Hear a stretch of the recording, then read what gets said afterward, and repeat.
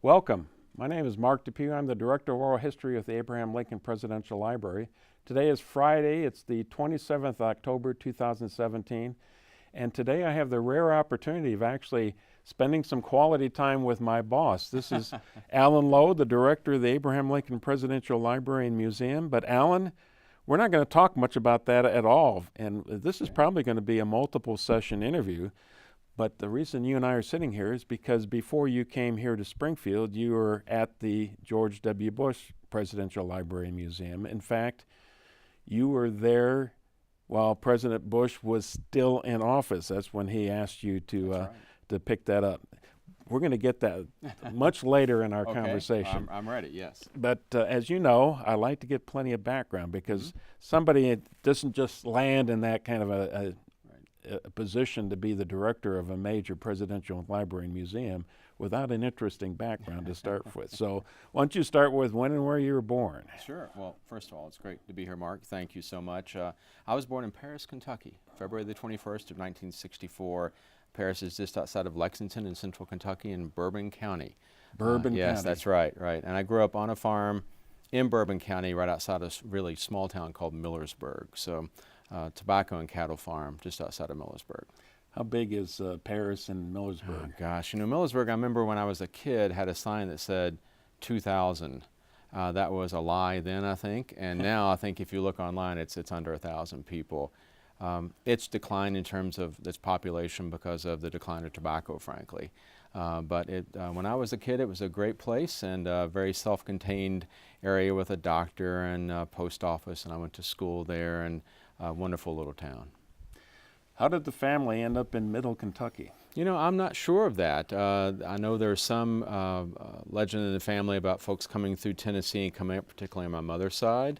My father, I don't know. I know that he grew up not too far from the farm on which I was raised, still in central Kentucky. His father was a tobacco farmer as well. But I know some of the Tennessee background from my mother's side of the family, but I'm not sure about the rest. That's something I need to do a bit of research on. Historian, you need to know That's more right. about that. Right. Had the family been raising tobacco, growing tobacco for generations, as far as you know? My father's family had, yes, and that's what they did, in addition to cattle. So when I was a kid until I was probably 10 or 11, we also had a dairy farm as part of it, so every day milking cows. And that was a big job. So I remember as a kid going on vacation, the few times we did, Dad would never be able to go because he was always so busy on the dairy farm. And I got to 10 or 11, he stopped doing that. We just had, at that point, beef cattle and a lot of tobacco. You mean the rest of the family would go on vacation and leave Dad at home? The few times we did, we would go to Cumberland Gap. I remember a great trip to Clearwater, Florida at one point with my mom and some family friends, but Dad would usually stay behind and keep the farm going. Do you know if the family had any Civil War veterans? No, I'm not aware of any. Again, this job in particular has spurred me on to thinking about doing some research. I know the long-term ancestry. I did the genetic testing, knowing I'm from Western Europe, but everything in between, Mark, until my family gets to Central Kentucky, I'm a little hazy at this point. Well, what I do know about Kentucky and Abraham Lincoln is obviously he was born there and spent couple years there. That's right. Have family have any views about Abe Lincoln growing up? Loved Abe Lincoln, and my first memories of the presidency, of presidential history, is going to the birthplace, and loved Abraham Lincoln. But it was a border state for sure. We saw ourselves as a southern state in many ways. I've lost some of that accent. It was beaten out of me, I think, as I've toured around the country in different jobs. But we saw ourselves as southern, and certainly southern cooking, and go back now and with my friends and family, they realize how much of an accent they have. I remember my mom, when I was a kid, told me not to chew with my mouth open because only Yankees do that. I remember that. But still, there was a great love of Abe Lincoln too, and I was brought up with that, and can honestly say all my life I've been very kind of obsessed with him as a person, as a president, and was very fortunate when I got chosen for this job. Well, you're of an age where your father might have had some time in the military, either World War II or Korean War. Is that the case? He did, yes. My dad served in the Army in World War II. Right at the very end, he was being trained and, frankly, on a ship when the war ended. So he took part in the occupation of Japan. and was there. I'm not sure how long he was there. He was a private in the Army, and when he came back stateside, got out of the Army. I did have both my stepdad also served in World War II in the Army, and he island hopped in the Pacific. Saw a lot of action doing that. My grandfather on my mother's side, Eugene Connor, was a CB in the Pacific in World War II, an engineer by trade, and a lot of stories from that in my youth. And then my mom's uncle, Johnny Weaver, was killed in World War II at the Battle of Okinawa. So I grew up with a lot of stories about that conflict. So they all were willing to talk about it? They were, to some degree. I remember my stepdad in particular was somewhat quiet about it, Harry. But later, he would open up more as we got to know each other. My parents got divorced when I was in college, and both got remarried, and Mom married Harry, who was a wonderful man. And he would tell me that he served in World War II, but I wouldn't hear much about it. I always knew that he served, he island hopped, but he came back stateside after the retaking of the Philippines.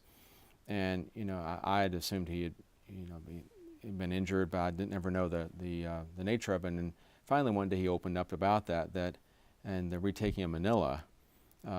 He got ill right after that, and he said it was because there were so many dead bodies. As he was crawling over them as they went into battle, some bug got in him and almost killed him. He was in the hospital for months, and that was the effective end of his service. Yeah, that was a brutal campaign, and the Japanese were brutal to the population of Manila at the end of the war. He said he remembered seeing the river on the other side of the Japanese setting fire to homes and shooting people as they ran out as they approached. He said he remembered seeing that. So I started getting more of those details out of him. With Dad, he had a different memory of working with the Japanese people, getting along very well with them in the occupation. I thought it was very interesting that years later I went to Tokyo when I worked with Senator Baker. I thought, the last time my family was here, my dad was here as an occupier, and I'm coming back to a country that's one of our best friends in the world in a very different capacity. But heard a lot. And then I had some uncles that also served in Europe in World War II. So a lot of stories from that war growing up. Is that in part to spark your interest in history? Absolutely, absolutely. That, and I always loved presidential history, going to the Lincoln birthplace. I remember we went to the Andrew Jackson home, the Hermitage in Nashville when I was a kid as well. I had an uncle who lived in the Nashville area who I loved dearly. So presidential, but also a lot of World War II history. And in college I got into World War I as well and studied that quite a bit. Diplomacy, foreign policy, always been a great interest for me. How would you describe your father's personality? He was a farmer, great sense of humor though, very thoughtful guy. That's a great question, Mark. You think you're so close to your parents, how do you describe them to other people? He worked nonstop. As a family farm, that's the only way to do it. So he was a little bit of the old style. He grew up in the Depression, but also had that great sense of humor and really he was very outgoing with people, and I think always one of the smartest guys in the room. And my mom was always the funniest person in the room, most thoughtful person in the room, so beloved by so many. Anyone's life that she came into, she touched in a great way, and I was very lucky to have them as parents. Your dad's name? Roy Allen Lowe, and the Allen is spelled differently from mine. There's always a funny story, I don't know if I believe it or not, that Mom loved Alan Ladd, the actor, so much. They wanted to honor my dad, but she said we changed the spelling of every name. I think they wanted me to be a little distinct, so they changed it to A-L-A-N rather than A-L-L-E-N. And Mom's name was Frances Delia Connor. That was her maiden name, but she always went by Dee Dee. That was her name. So if you said Frances, people wouldn't know who you were talking about. Yeah. Did your dad, the family, have any other income other than the farm growing up? Well, Dad would, on the side, do some carpentry work. He was great at that kind of thing. It's a skill I've not inherited. But he would even build homes for people and do other work like that. We also had a farm in Nichols County, Kentucky, not too far away from our main farm. And we kept cattle there and raised some tobacco, but also we'd sell timber off of that occasionally, because about 300 acres and 330 acres, and about 300 of those were covered with forest. And then he'd do other things on the side. I remember as a kid, he told me, I didn't remember this, but when I was really young, occasionally he'd go and do different projects. I was going to the Hayes Library once up in northern Ohio, And he said, oh yeah, when you were a kid, I took a project up there and helped build a road or something. I'm like, these part of my dad's life I had no knowledge of. But mainly it was the farm. He would always work on the farm, and my grandparents, my grandpa and grandma Lowe, lived on the farm as well, and so they were very much a part of our lives growing up too.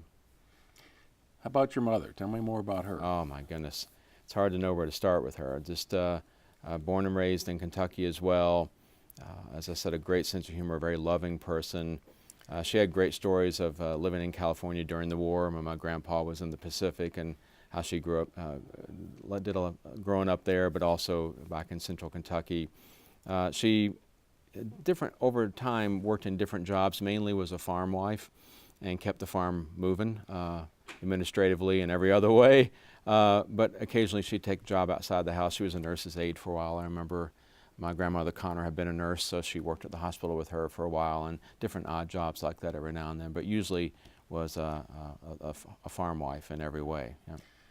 I get the impression that she might have been the anchor of the family. Oh my gosh, yes. Yeah, again, I'm not doing her justice. She was a personality bigger than the world, I think. That's just... well, how so? Yeah, just outgoing to the nth degree. Everyone was her friend, very loving. Was so funny, you'd just cry laughing around her. She'd make up words of her own, Mark, which I can't really put on tape. I mean, there's things that... that, you know, we look back, and my sister and I, when we get together now, we'll just cry laughing. We'll start recounting different things with my mother, and those are great memories. Yeah. You mentioned a sister. You have any Yes. other siblings? No, just my one sister, Debbie. I think she's 11 or 12 years older than me, which I hold over her head. So she was born in 52. 52. That's right. That's right. Were you a surprise in this? I'm pretty sure I was, Mark. No one ever said that to me, but you know, you got to think 12 years later. Tell me about your relationship with was it Debbie you said? Debbie, yes. Yeah, Deborah Marie, yeah. We got a picture of her up here, in fact. Oh, yeah, that's, look at me. I'm so happy there as a child. And you got something out of it looks like there's something growing out of your head there. Yeah, I know. They didn't quite frame that photo right. That's right. But she has this look on her face like she's in charge. She was definitely in charge. Whenever I go back to Millersburg, there was a great barber shop there, Fred's Barber, who was there forever. He's now passed on, sadly. But Fred would always tell the story of where Debbie brought me in there one day to get a haircut, and I was not pleased with the haircutting process. And she tried to make me happy with an ice cream cone afterwards, and I protested halfway across Main Street, threw the ice cream cone down on Main Street and refused to move. And the whole city of Millersburg, I think to this day, still remembers that episode. So Debbie would try to keep me under control. I remember occasionally her sitting on me to try to make me stop being bad, which I would be at times, but we were very close, and and still very close to the day. She lives in Paris, Kentucky, and is just a great person. She never left home? She never left home. She stayed in that area, in Lexington and central Kentucky area, ended up back in Paris. Yeah. What's your earliest memory? The farm, just running around. On our Bourbon County farm, my grandparents lived in the big house, as we called it, which we later moved in after they passed away. And I grew up in a little white house there in the valley, and my earliest memories are just running around that yard and playing with my dogs there on the farm. Dogs? Oh, always dogs. I think at one point, Mark, we had 12 dogs on the farm. Every dog that needed adopting, we had very soft hearts for them, so they would always find a home on our farm. Who is the we in this case? Mom and Dad, they both loved dogs, so much. And I remember finally my dad said, no more dogs, and we went and had a family acquaintance who had some dogs up for adoption. We went and got a border collie named Snoopy, who became like a brother to me. And my dad was so mad because he said no more dogs. And right after that, Mom and I went somewhere with my grandmother for a couple of days, and we came back, and Dad and Snoopy had bonded, and they became close friends too. So then Snoopy was okay at that point with him, and became, like I say, like a brother to me for many years. Yeah. Now, you had mentioned when we first talked that you had some health issues when you were growing up. I did, yeah. I first was born abdominal ruptures that required surgery when I was 5 or 6 months old. And now as a parent looking back on that, what my parents must have gone through, because I know I was in a lot of pain when I was an infant, and then having to go through surgery, a major surgery at that young of an age, it must have been terrifying for them. Of course, thankfully, I remember none of that. But and then growing up, I had a lot of breathing issues, so asthma, different types of things that would get quite severe at times. So that went on through early elementary school.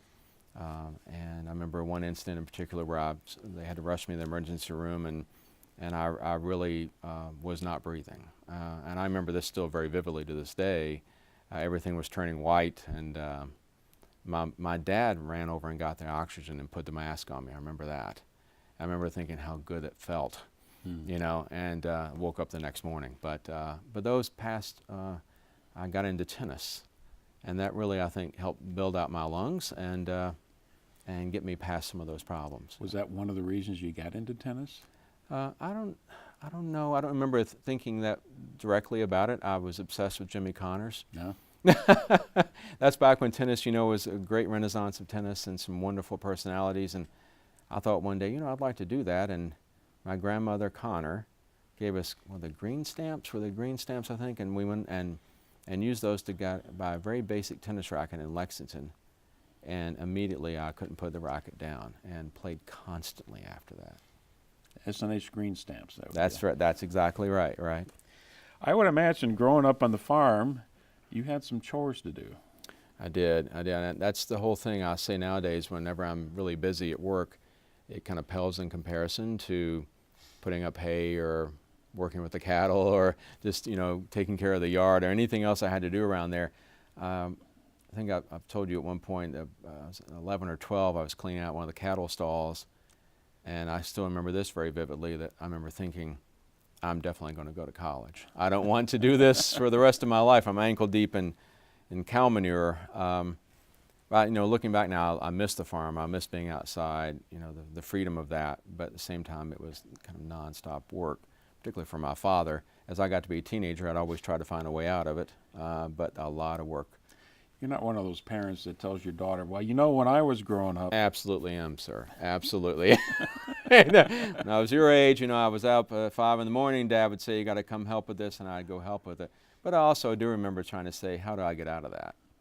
Or maybe it will rain today, and I don't have to put up the hay, right? So even to this day, when I see a storm on the horizon, it makes me kind of happy because I think, hay, putting up hay on the farm, Mark, was the least favorite of all my jobs. It's always 110 degrees the day you're doing it. I'm always in the top of the barn. The bales weigh 50, 60 pounds. And best shape I've ever been in, but my gosh, that's hard work. And you weren't a real big kid, I would guess. No, you know, I've never, you know, more than 5'8" or 5'9", and that was, you know, but the farm helped get you in shape a little bit at least. Okay. Yeah. How about religion? Was that a part of your life growing up? Very, very much so. We were members of the Millersburg Christian Church Disciples of Christ, and very active in that church, mom and dad both. I was active in the youth groups there. That church had an interesting relationship with the Lexington Theological Seminary. They knew folks who were going there to go through the training, and they would send them down to us essentially as training. So for 3 years or so, we'd have a new minister, and then they would leave and we'd get someone else new. And my family, particularly, as I said, my mom loved everybody, would kind of adopt them. So I remember a lot growing up, we'd go to Sunday services, then the preacher would always come home with us and have fried chicken and hang out on the farm, and really got to know several of them really, really well. So a very big part of our lives. And my family also had a good connection to the Cane Ridge Shrine in central Kentucky. That's where our church started, and a couple of others. Had a big revival in the 1800s. And that church was preserved as a building built over it. And my cousin actually was the curator of that for a while, and we always would go out there at least once a year with our church and have big picnics and everything, because it's a very important place for our church. What little I know about the Disciples of Christ is they're kind of difficult to pin down in terms of theology. Would that be appropriate? Yeah, I think so. You know, I think as with everything else, there is, I think, individuality by community. So I would think, particularly if you look at the Disciples of Christ Church now, our church in Millersburg would have been right of their normal theology in terms of a conservatism, pretty conservative little town, but not a lot of ornament. We did have music and organist and that type of thing, but even now when I see a lot of ceremony, when I go to other services, it's kind of foreign to me because we didn't do, we went to the Presbyterian and Methodist Church, some in Dallas, and you do things like the Apostles' Creed and all that. We didn't do any of that stuff. That was seen as superfluous to the worship service. Yeah. An evangelical. I don't know if I would go that far. It wasn't quite as fundamental evangelical, maybe to some degree, but much more kind of I would say Spartan in a way, but not to the nth degree. So, like I said, we would have music. We'd have a Christmas tree and that type of thing. But this, I think, maybe small town Kentucky, but also very engaged. So they were always out in the community. You knew if you had a problem, the fellow church members would be there. So it's kind of like another family in a way, growing up. And sad now that, again, with that community kind of being reduced, I think that church is barely even meeting now. It's very sad. Beautiful church there in Millersburg. Infant baptism? Yes. No, not infant baptism. I was baptized when I was 12 or 11 or 12. So you had to make a decision. I had to make a decision. I remember early on wanting to go ahead and do it and having a long conversation with one of the ministers when I was 8 or 9. And he said, you need to wait a little bit longer. Wait till we know that you're of an age where you're making the decision as a young adult in a way. I remember being very bitter about that, but it's like, wait a minute, I was ready. Very literal about, well, something happens to me tomorrow, then, and dunking. So I remember walking into the big pool and a very amazing ceremony there. I think I was 12 maybe, yeah. The way you've described your mother, I have the impression that the holidays were memorable in the house. Gosh, yeah. She would make enough food at Thanksgiving for 50 people, and usually our family would gather on the farm for Thanksgiving, so aunts and uncles and cousins would come down there. On Christmas, I don't know how we did it. She would always make with my dad's help, he was helpful on breakfast. So they would make a big Christmas breakfast, and then we'd go to my grandmother Connor's for Christmas lunch, and my grandmother Lowe's for Christmas dinner. So there was 3 big meals on Christmas, but yeah, Mom, every year, decorations, music, she went all out on Thanksgiving and Christmas in particular. And then Halloween, we'd always gather at my grandmother Connor's house in Millersburg and have a big chili dinner and decorate the whole house. People would come from all over to see how we decorated her porch that year. Breakfast, lunch, and dinner, 3 big meals. What was the menu for each of those meals? Oh, well, always eggs and bacon and homemade biscuits for the breakfast. Did you guys have any hogs on the farm? When I was very, very little, we had hogs, but they got a hoof disease. I remember when I was little, and we didn't do it after that. But we would cure country hams in the quarters behind the big house. Always had country ham. So there was country ham on both lunch and dinner menu, always turkey, always yeast rolls. My mom made something called cheesecake that is not what you're thinking. It's not a cheesecake. It was a lime dish with a graham cracker crust that is still one of the best things on the planet. I cannot make it. I have the recipe. It comes out like a soup for me, Mark, but someday I'll perfect it and I'll give you some of it. It's terrific. Always on the menu. So, yeah, I'm now getting hungry. Okay, grade school, middle school, is that both in Millersburg? Grade school was in Millersburg Elementary School, 1st through 6th grade. I went to kindergarten with Miss McCullough.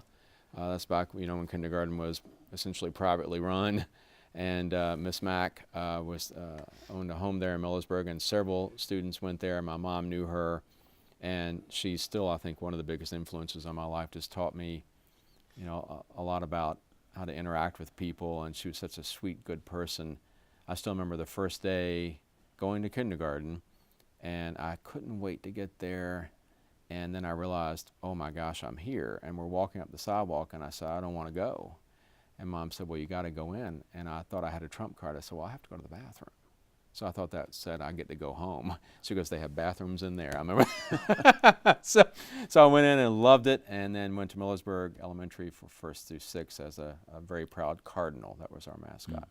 You mentioned that you learned. It's like that book, Everything I Needed to Know in Life. I learned in kindergarten. In kindergarten, that's what right. was she teaching you that was so important for the rest of your life? I think just how we got along as people. That's the whole thing. Looking back, I know we did things like our, reading and trying to do some writing, and but more of it was just how to get along with people, I think. And, you know, and me being, I guess, a little shy of how to interact with her. And seeing someone that was so warm and caring, it would put me at ease. So that, I think, gave me a really good start, and then had some great teachers at the elementary school. Looking back, they were all this. That school's no longer there. They consolidated the elementary schools, as I know happened in so many places. So that's now, I think, the town hall for Millersburg. You mentioned that you're a little on the shy side, which isn't uncommon for kids that age. Right. But that doesn't sound like you take after your mother in that No, respect. no, I think I came out of that shell slowly but surely.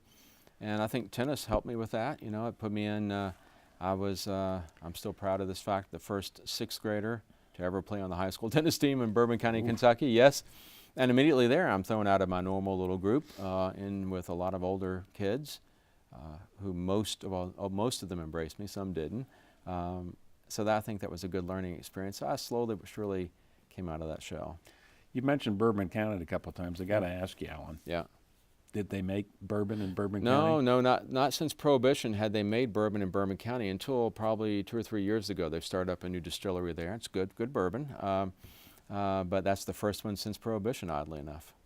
They made it before Prohibition. They did indeed, yeah. It's my understanding, but then it... Well, there might have been some illicit... Maybe. I'm not going to comment on anything like that.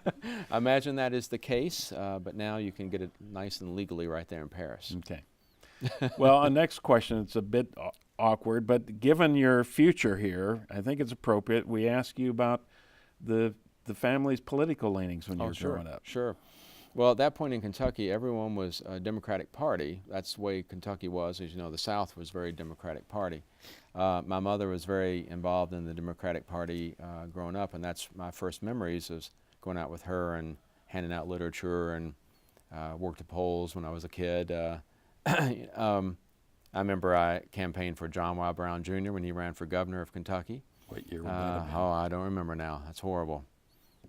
70s? Yeah, it was in the 70s for sure. Okay. I know his Republican opponent was Louis Nunn, who had been governor before, and was actually a distant cousin of ours. And so my grandmother was a little perturbed with me for supporting John Y. Brown, but I liked him, and he won. You know, the University of Kentucky's oral history program is named the Louis B. Nunn Oral History Center.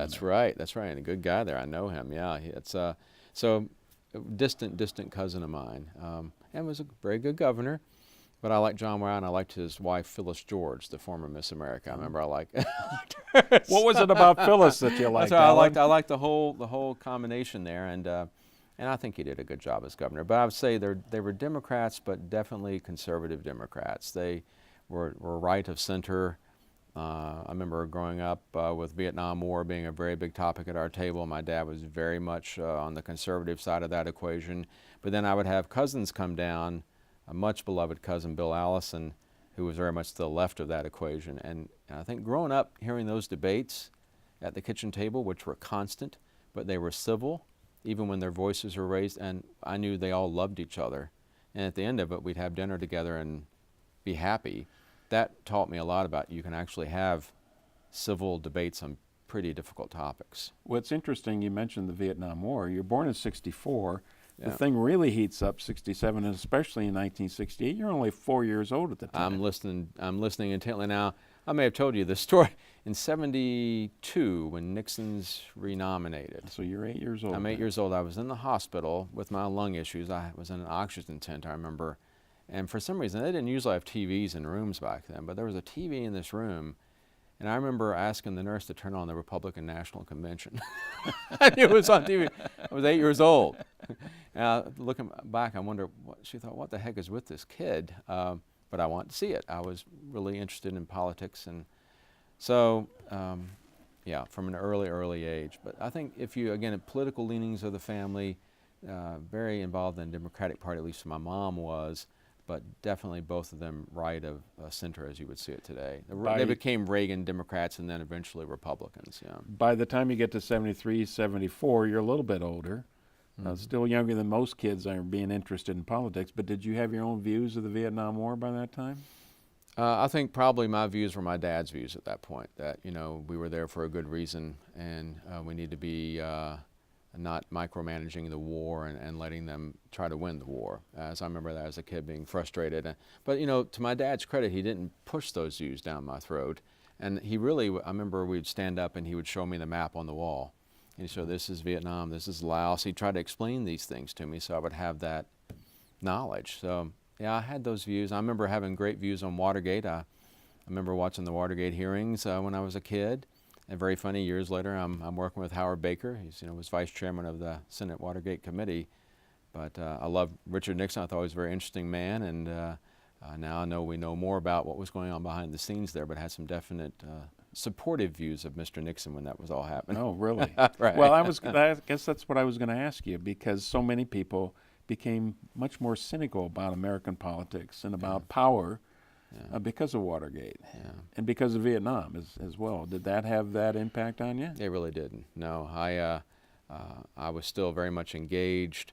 I think I jumped with Mr. Reagan when he came into office. I think I was very much a supporter of his. After an early phase in early college where I was a little left of center, I think I became a Reagan Republican essentially at that point. So, and so I kept that kind of morning in America attitude. I occasionally get cynical, Mark, but I still think that you can accomplish good things if we just work together. Yeah. Well, that's the theme that's coming right. through here. That's right, right. And Howard Baker, I know we're going to get to that later. Yeah. Howard Baker taught me a lot of that. And much more about Reagan, too. Yeah. But the next step then in your life, obviously, is high school. Where did you go to high school? Sure. Went to both junior high, 7th and 8th grade, and high school in Paris, Kentucky. So Bourbon County Junior High and Bourbon County High School. A consolidated school? Well, they had a separate building for the junior high and a separate building for 9th through 12th grade. But were kids from Millersburg coming there as well? Mm-hmm. Yeah, all the county, yes. Yeah. So a bigger school than you had been used to before? Oh, yeah, very much bigger. How many in your graduating class? I have no idea. I should look that up for you. I will find that out. It wasn't huge. I mean, still, it's a small county in Kentucky, but much bigger than what I was used to in tiny little Millersburg. That is for certain. You have to ride the bus to get there? Had to ride the bus, absolutely. I remember we would get, I'd have to be ready for the bus between 7 and 7:10, and we'd get to the high school around 8:30 or so. Yeah. Tell me about the demographics of the school. Yeah. I'm especially curious if there was some black kids that you were going with as well. Not a whole bunch. Not a whole bunch. Interestingly, and it's still that way for such a small area.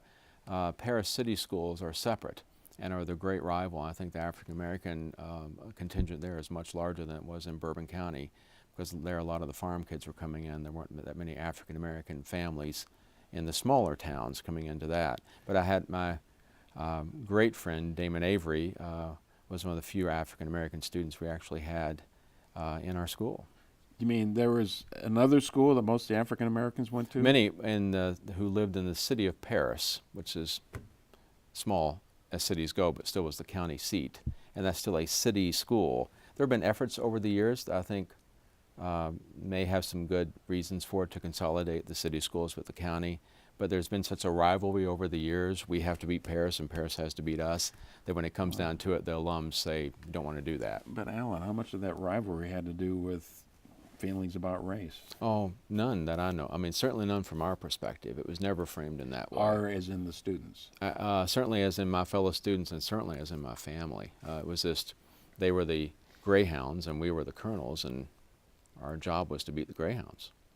So yeah, but the name Colonels suggests that, that harkens back to the Civil War era, I would think. Well, it's also the honorary Kentucky Colonel. Oh, there you go. So that's go. right. So of which I'm proudly one. So I think that's where that came from. That was our Okay. Well, I won't mascot. try to make any more out of that. Than No. That's and Damon. I think was thinking back to my elementary school, was the only African American student in my class in elementary school. Yeah. Yeah. When you got to high school, what were your favorite subjects? Oddly enough, history. I loved history, yes, though I thought I wanted to be a doctor. So I tried my best in science and math, was never very good in math. Did good at geometry. That was about the only thing I could do well. But I loved history and writing English. Yeah.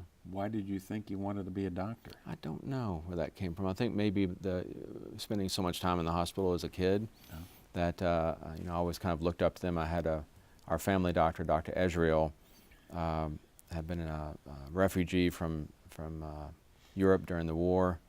His family, he had memories of being shot at as they escaped across the river with the Nazis shooting at them, and just again, a bigger-than-life guy. And I idolized him growing up. So I think maybe that had something to do with it as well. But you remember his story, the history behind it all, too. That's right. That's right. Remember, he was my doctor up through college, and just a really good man, very soft-spoken. He always thought I was too much of a perfectionist, so he would give you life advice too, and say, "Alan, you must slow down, and you're too much of a perfectionist." He was very good German accent still. Were you?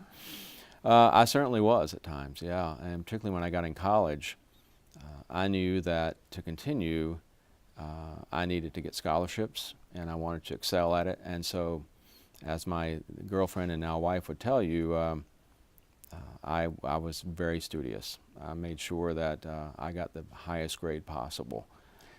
Were you one of those perfectionists that could never quite finish the project because there was always a way to make it better? No, I would finish it because I knew I had to turn in the product. I would finish it, but I would work like crazy to finish it. I always read the stories about Nixon. They would call him Iron Butt because he stayed so much time in the library. He could sit there and study more, and I think that was me in some cases. I would always put in kind of the... and I also realized in college how unorganized I've been before getting there, and I think college taught me a lot about how to organize my effort and to make sure I could check off the boxes of things I had to get done. Organize so I would your always time? Organize my time, yeah. I thought before I had, but when you're thrown into college and you're wanting to excel, you realize you really have to plan out pretty much every minute. Were you a reader growing up? I was, to some degree. I think I've become even more of a reader as I've gotten older, but I loved reading and writing. I still love to write as well. But I think now that you're once you get out of school, then you can read more what you want to read and not just what you have to read. Yeah. What were you reading in high school? Well, I remember I love Kafka, which is interesting. I know. I love Camus. I love some of the, once you start thinking about, I always loved Dickens, though. Dickens was always my favorite. Plowed through as many of the Dickens as possible. Hemingway was always huge for me. For Whom the Bell Tolls, I'm reading that early in high school and just adored that. So Hemingway and Dickens, I think. Twain to some degree. I've gotten more into Twain as I've gotten older. It's all fiction, though, you're talking about. Yeah. Thinking back, I don't recall a whole lot of. My mom and dad were in a history book club. I recall reading Life of Patton and a few things like that. But it was really more when I got into college, and then right after college, I started reading more history. Did the family get any of the news magazines while you were growing up? Yeah, we got Time and Newsweek. We always got the local newspaper. I think those are the main ones, yeah. Did you pay attention to those as well? Yeah, absolutely, yeah. Always read those. Okay. Well, I'm digging pretty deep here. No, that's okay. I'm trying to, I hope my brain can remember all these things. You're doing well. You've already told me you got into tennis before you got to high school. What other extracurriculars were you involved with? Let's see what else so that was the only sport really I got involved. I played Little League baseball, both T-League and Little League for a while. I was not good. Not good at all. I love playing catcher, but they'd usually put me out in right field because I wasn't very good. But tennis was the main thing. And in high school, I did different clubs. We would do Latin club or Beta club, those types of things. But really it became tennis, and that was a constant thing. Theatrics at all? Nope. Band? No, I played in a rock and roll band in high school, but that wasn't part of the school. That was just... Okay, Alan, how did you end up playing in a rock and roll band? Well, here's the wonderful story. I was, I guess, sophomore year of high school. I got a call from some friends who were starting a band, and their drummer was sick that day. And they said, they knew I had a car, and they said, can you drive up and play drums for us today? And I said, well, you guys know, I don't play drums. I don't know how to play any instrument. And they said, well, come on up and you'll learn. So I went up, and I remember going down in the basement and started playing drums. And I came fairly naturally to me. We played a Kiss song. I remember I was a member of the Kiss Army, Mark, and we played that. And that night I bought that set from the fellow who owned it and played in that band through high school, and then in all college, actually in a more serious band, playing and making a little money on the side in bars and parties and that kind of thing around Lexington. In high school, were you making money doing it? No. We just played for friends, that type of thing. Absolutely not. No, and no one would have paid to hear that. But it was so much fun, though. You know, friends would gather, we'd go in the garage or outside and covers, play rock and roll covers, pretty much. Yeah. But in college, then it became not just covers, but writing a lot of stuff. It was a really interesting scene in Lexington in that time. A lot of little bands starting up, writing a lot of their own music. We're all a great community and play every bar and field party in the area. What style of music would you categorize all of this? Well, we covered a lot of classic rock and alternative rock, so those are the two main categories. Yeah. Would alternative fit into the hard rock category? We would do some AC/DC and that type of stuff, but a lot of Beatles, a lot of Who, a lot of the Kinks and Rolling Stones, and then later a little REM, that type of stuff. Well, I don't know how to say this, but this is a surprise. You don't. Your image of you today doesn't fit into Mark, the wild rock musician of the 1970s. That was a lot of fun, and that also helped me. You know, you have to go up in front of a crowd in a bar. A lot of them not exactly sober, and try to make them happy with the music. I still play drums as often as possible today, and I also picked up guitar along the way, just very basic acoustic guitar. I could not play lead guitar if my life depended on it, but wrote a lot of music along the way doing that. So that was a great deal of fun and a great learning experience for me. Did they ever call on you to do some singing as well? One time I sang one song playing the acoustic. I didn't do it again. I'm not a good singer. Not a good singer. Occasionally I would do a little backups or something, but you don't want me to sing. One lead was enough. You don't want me to sing. I don't remember what the song was. I wrote it, and actually, we did a little video once, and they chose that song, the local, I think it was with the University of Kentucky. They had to do a class project, and they liked our band and wanted to do a video, and they chose a song I'd written, and it was that one song I sang. And I was so embarrassed because I thought, man, my vocal sucks on this, pardon my French. But they still did it, and it was a really bad video, but it was fun doing it. So you didn't make any money off that song, huh? No. And we had so many interesting experiences with that band. We were playing a field party once, and it went too long, and I remember the cops came, and they arrested a lot of people, but they let us go because we were the band. I was like, okay, thank you for that. And we played a gig once where we were one of like 6 acts, and we knew it was our time to go up when the cloggers went off the stage. So, it's kind of whatever you got to do, just go and make the cash for that day. I think the first bar we ever played, as we broke down our equipment at the end, there was a knife fight in front of us, I remember, and we were trying to get out the back door before we got involved in some way, and we looked at our money afterwards, and we had enough to pay the gas to get home and to buy each of us a sandwich at the 7-Eleven. That's what we did, and we were happy campers. Yeah. I'm trying to imagine an event where you first got the cloggers, and then you got the rock band. And then it was I think there was a bank in Winchester, Kentucky, some kind of anniversary celebration. So I remember they had different things, selling things around this little square, and then a stage, and different acts will go up on the stage. And we were one of those acts. So what does your daughter say now when you tell her about your rocking days? She does. Oddly enough, she hates it when I play drums because she says it makes the whole house move, which I say that I deem as a success at that point. But she doesn't really listen to it much. I've played her some of the music I've written. She's very musical. She has an amazing voice. I don't know where she gets it from her mother, not from me.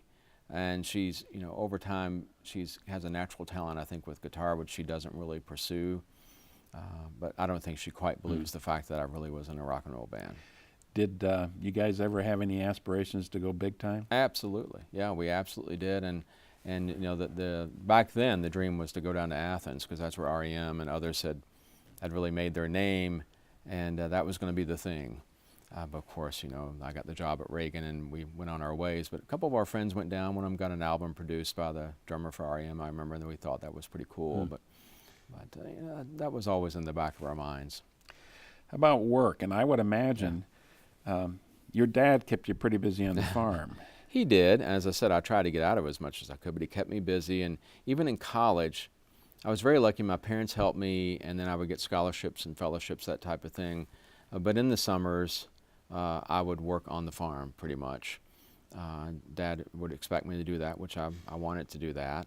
But then once I got into grad school, I'd work on the farm and other jobs. That was really the only way to get by.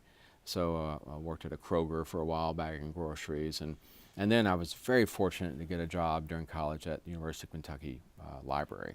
And so that's where I really first saw kind of behind the scenes, administratively and other ways that a library works, and really enjoyed that. So from what you told me, you finished high school with this notion that you're going to become a physician. That's right, yeah.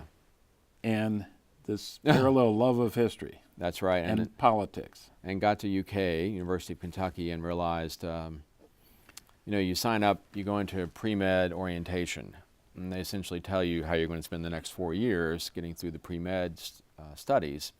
That's where I met Kathy, my future wife, for the first time at that orientation. She was pre-med as well? She was pre-med at that point, sitting behind me. I realized there were 3 or 4 pretty girls sitting behind me, and I messed up my form, and I'm always bad with forms. So I thought, well, what do I do about this? So I thought, well, it's a good opportunity to talk to the girls behind me. So I turned around and said, I messed up my form. What do y'all think I should do? And Kathy responded and said, well, I guess you should get a new form. Wow! I think at that point she probably thought pretty much an idiot. We re-met later at a party. But yeah, that's pre-med until I got into Chemistry 101. That was one of those big, huge halls at UK. I remember how many hundreds of students. And about the second or third day, I'm not exaggerating, I was listening to the professor and I thought, I have no idea what she's talking about. I really didn't understand it at all, and had to study like I've never studied before to get a C in that class. And I realized about midway through, if it's that darn hard in intro chemistry, this is probably not the field for me. And I went undecided, I think, for a semester, and then ran to the history department and signed up, thinking either I was going to teach or go to law school. And so I did a pre-law set of studies to get the history undergraduate degree along with a minor in political science. I think I can guess the reason, but why University of Kentucky? Well, that was our beloved university. I grew up a big Wildcat fan. I remember in high school getting some literature from other colleges and thinking about them, but I never really seriously considered anywhere else other than Kentucky. Had a great reputation. We were Wildcats through and through. Were you able to live at home while you're going to school? No, I lived in a dorm at UK. So it's not that far away, but it's far enough. And I wanted that independence too. Yeah, you're ready for that. Yeah. Holmes Hall, the first year, that I think it was just torn down a couple of years ago now, part of the great restructuring they're doing in Kentucky. But it needed to be torn down then. It was an old dorm at that point. A lot of great experiences there, and then lived in different dorms around the campus for the rest of the time. Well, I'm going to take a step back here. So I'm going to ask them to put the picture up of the home that you grew up. Yeah. Well, the home that you spent a lot of time in, yes. then towards later on in your life that you actually lived in. Yeah. So that was my grandparents' house on our farm in Bourbon County. It was in the same on the same farm where I grew up, in the little white house.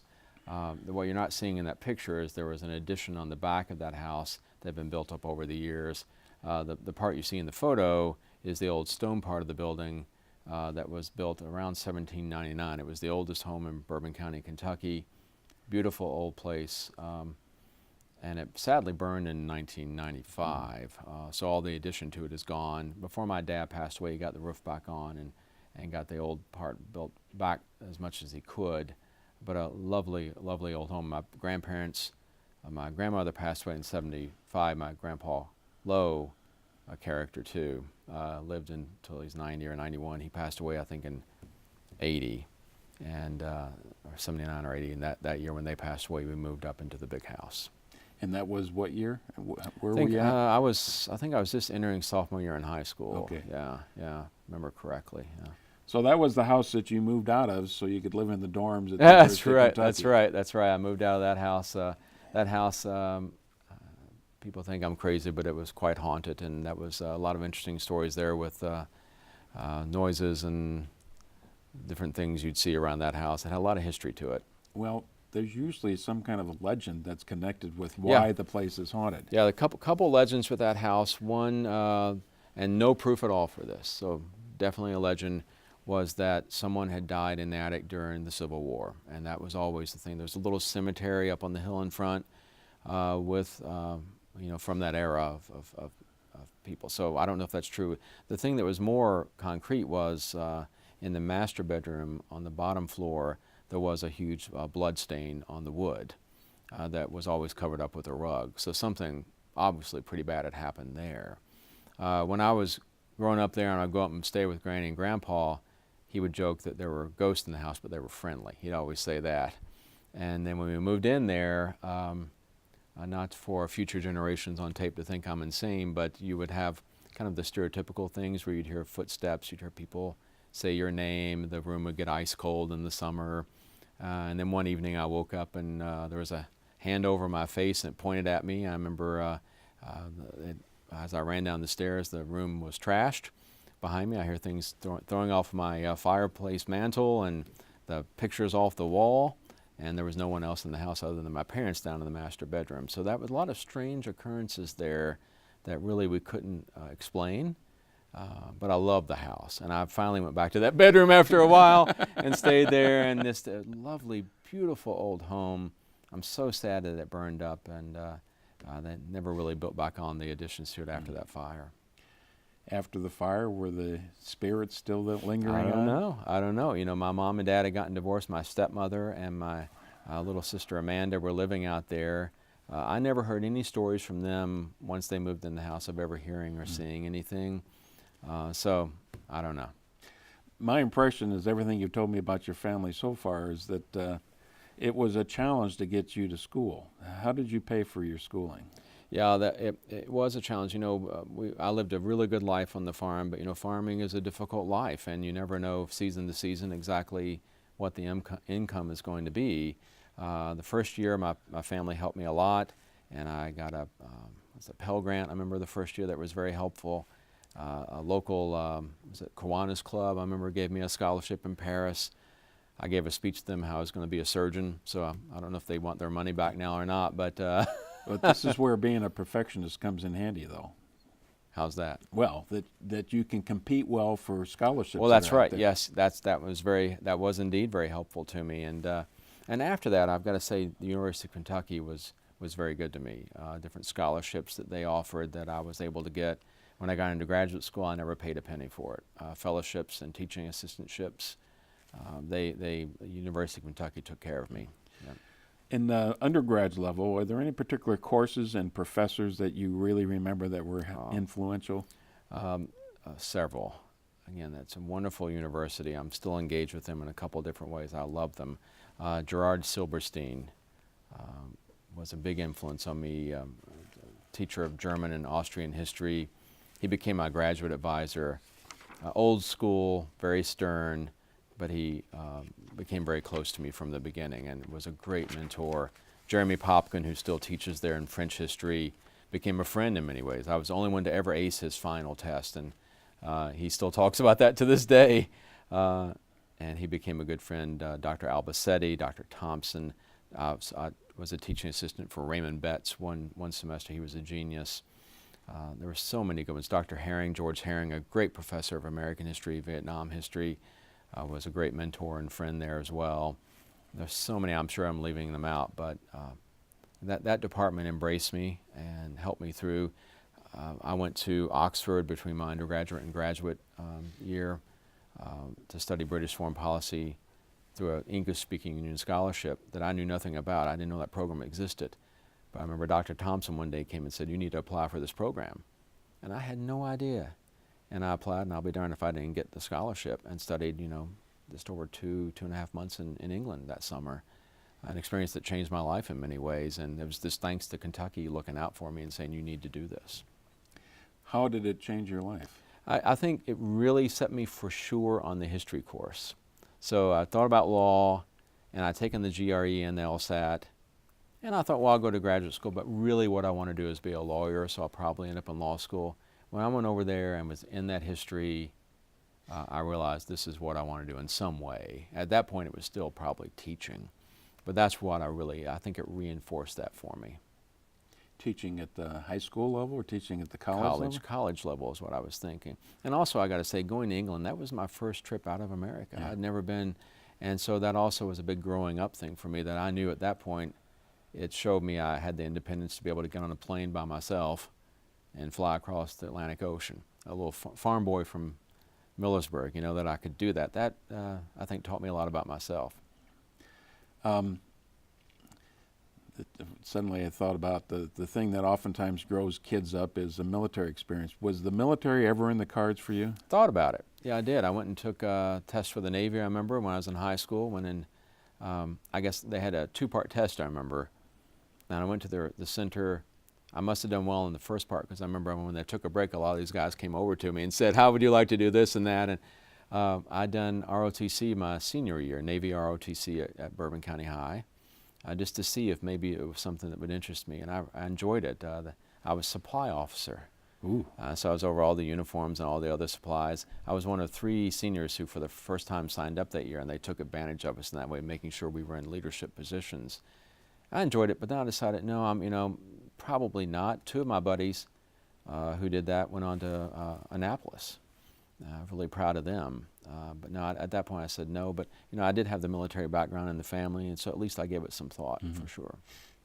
You graduated from high school in '82? That's right, yeah. And then in college in '86? Undergraduate in '86, master's in '88. Okay. That's right, yeah. When you're making that transition to go into graduate school, what area of history really attracted you? German and British. Those were the main things, and with a focus on diplomatic history. More modern? Yes, World War I era is what I was really focusing on. My master's thesis was on the development of the Triple Entente before the First World War. So seeing kind of that build up to the First War and then the war and aftermath. With a kid who grew up with lots of stories about World War II, I know. why World War I? I think in part it was Dr. Silberstein got me interested in it. In undergraduate, he had an interest in the build up, the Balkan Wars and so forth before the First World War. So a lot of his courses, that was a focus, and so it became kind of an area of interest for me as well. But also Dr. Thompson had gotten me even more interested in British history. And with the going to Britain as well, that was something. If I'd gone on for my doctorate, I really thought either a great focus on either German or British, and I think British was starting to win out a little bit. But then I got the job at Reagan and didn't go on for my doctorate. So And that's the rest of the story. that's right. Well, I don't want to jump the gun here. Right. When you're in graduate school, it sounds like the situation with Kathy was getting more serious. Would that be correct? Yeah, we started dating. So I met her in pre-med orientation, but then we didn't see each other. And the first week of rush for fraternities, I knew I wasn't going to be in a frat. I was way too serious about trying to get good grades. But my buddies said they were going in, they were going to have free beer and a poker game in the house behind the frat house. And I enjoy a good game of poker, and I thought free beer sounded good. So, and I knew there'd be girls there. So I went and played a little poker, didn't do that well. And so I thought, well, the girls are out playing volleyball. I'll go play volleyball, and that's where I met Kathy, on the volleyball court. Yeah. So, and luckily there was another girl there playing who had been in high school with me and vouched that I was not a bad guy. And so I took her to a movie that night, and then promptly was unable to contact her afterwards. And a couple weeks later, found her again on campus, and we started dating steadily after that. And that was while you were still at undergrad level? Yeah, we did all through undergrad, and then by the time of graduate school, we knew we were headed toward marriage, and proposed, and we got married in '88. Okay. I remember that. Right after graduate, right after you got your graduate degree, sounds like. Yeah, so June of '88, we got married. Yeah, so I got my master's degree, and that's that. You remember that right.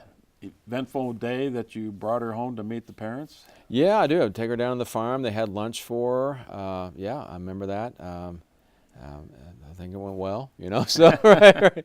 And she would come down to the farm quite often.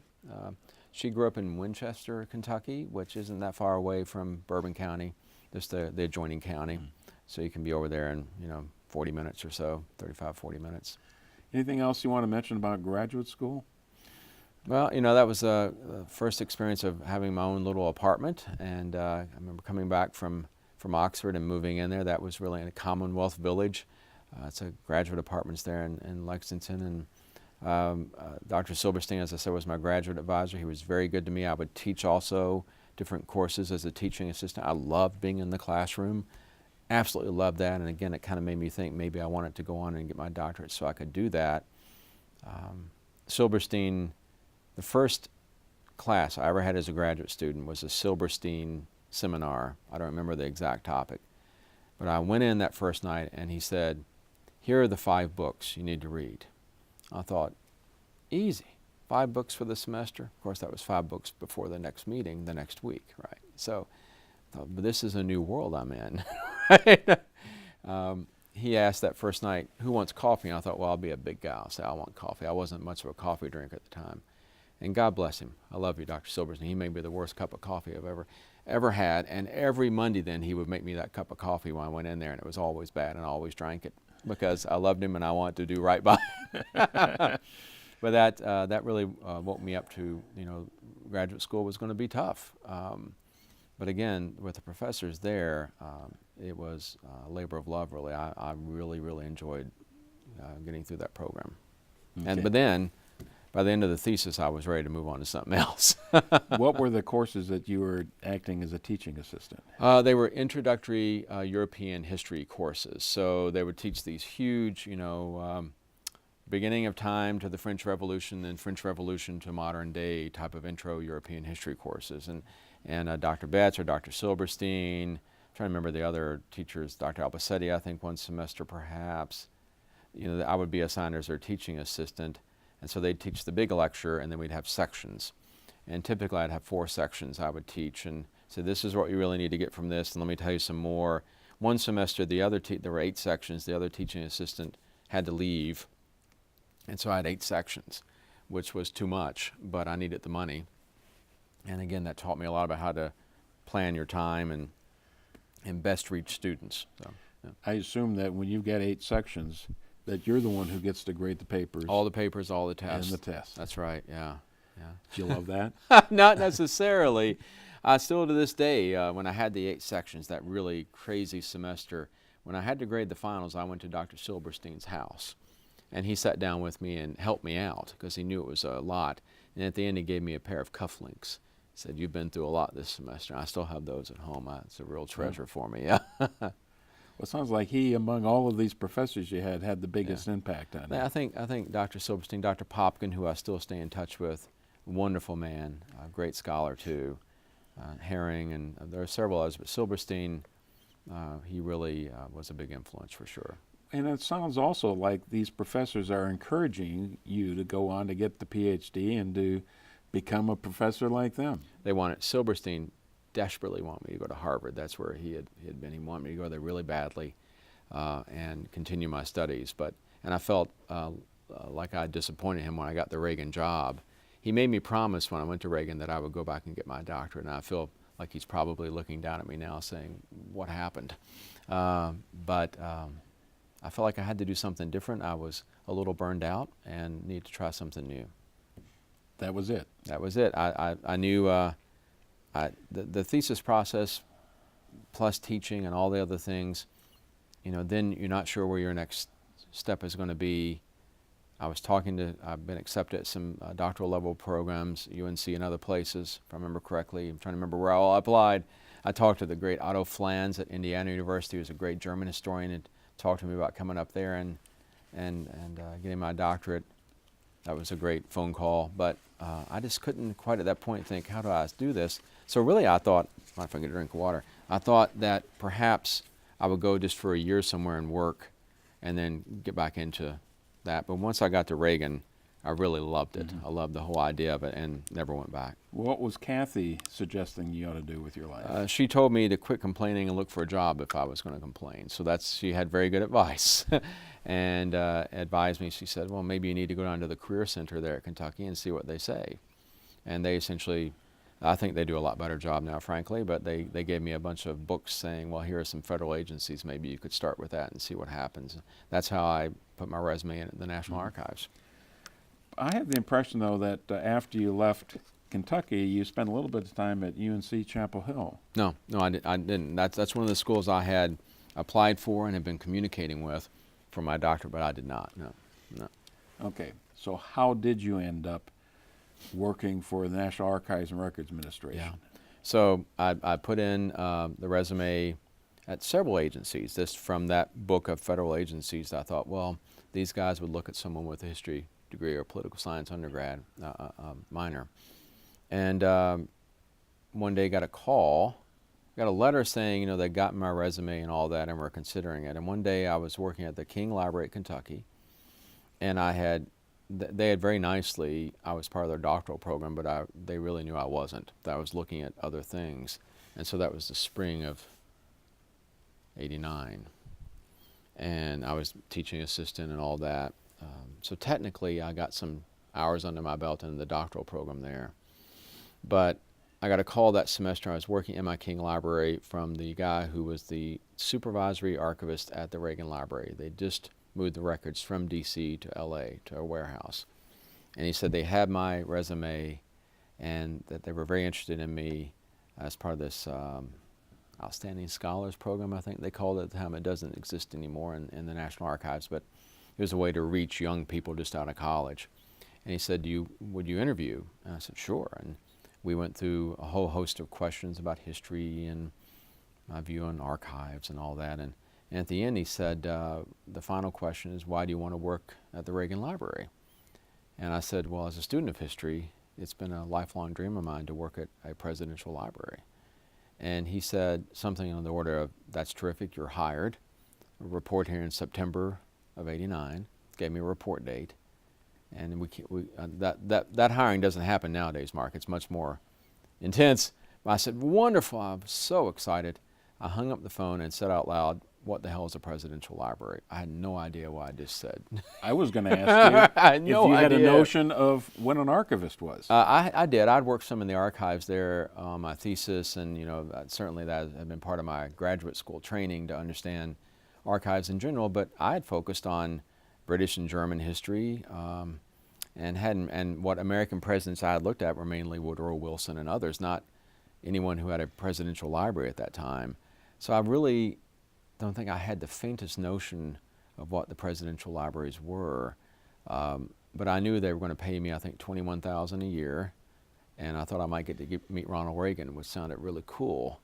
So I called my wife. We'd gotten married the year before, and said, I think we're moving to Los Angeles.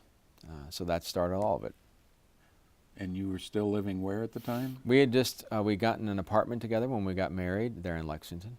Yeah. Okay. Not too far from campus. So a fairly big city. Yeah. But yeah. not in the league of L.A. L.A. was a culture shock. We drove cross country. I had to report out there in September, so we drove in was it Monte Carlo or Monte Carlo or an LTD or something like that, cross country, and it was the kind of car that a young man could be relatively proud of. That's right. Yes, but once I got there, I realized it's not going to survive on the LA freeways, so we had to pretty quickly get a new Nissan Sentra once we got there. But drove. I remember going to Conway, Arkansas the first night, and then made it in segments out there, and that was one of those crazy moments you never want to relive. We had rented an apartment in LA, sight unseen.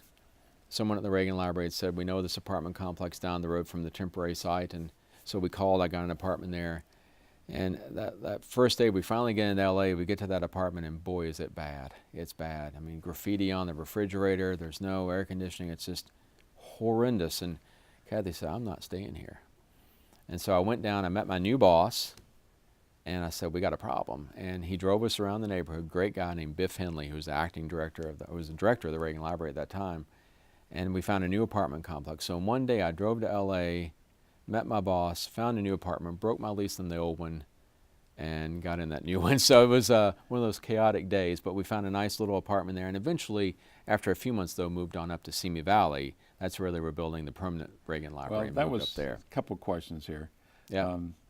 You were lucky to be able to break that lease, I would think. I know. I don't know how now. I must have some persuasive powers. I went into this guy. He seemed like a nice guy. I said, listen, you didn't tell me you didn't have air conditioning. He goes, I said, I got breathing issues, and I got to have air conditioning. And he said, well, I'm very sorry. If you want to break the lease, I said, I need to. And he let me have my deposit back and everything. So it's kind of the counter of what you normally hear of people. He was like, okay, I'll do it.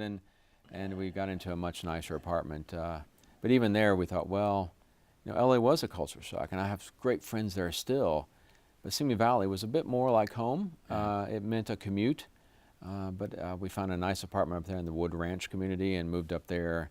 We moved there in September. We were up in Wood Ranch by December. Yeah.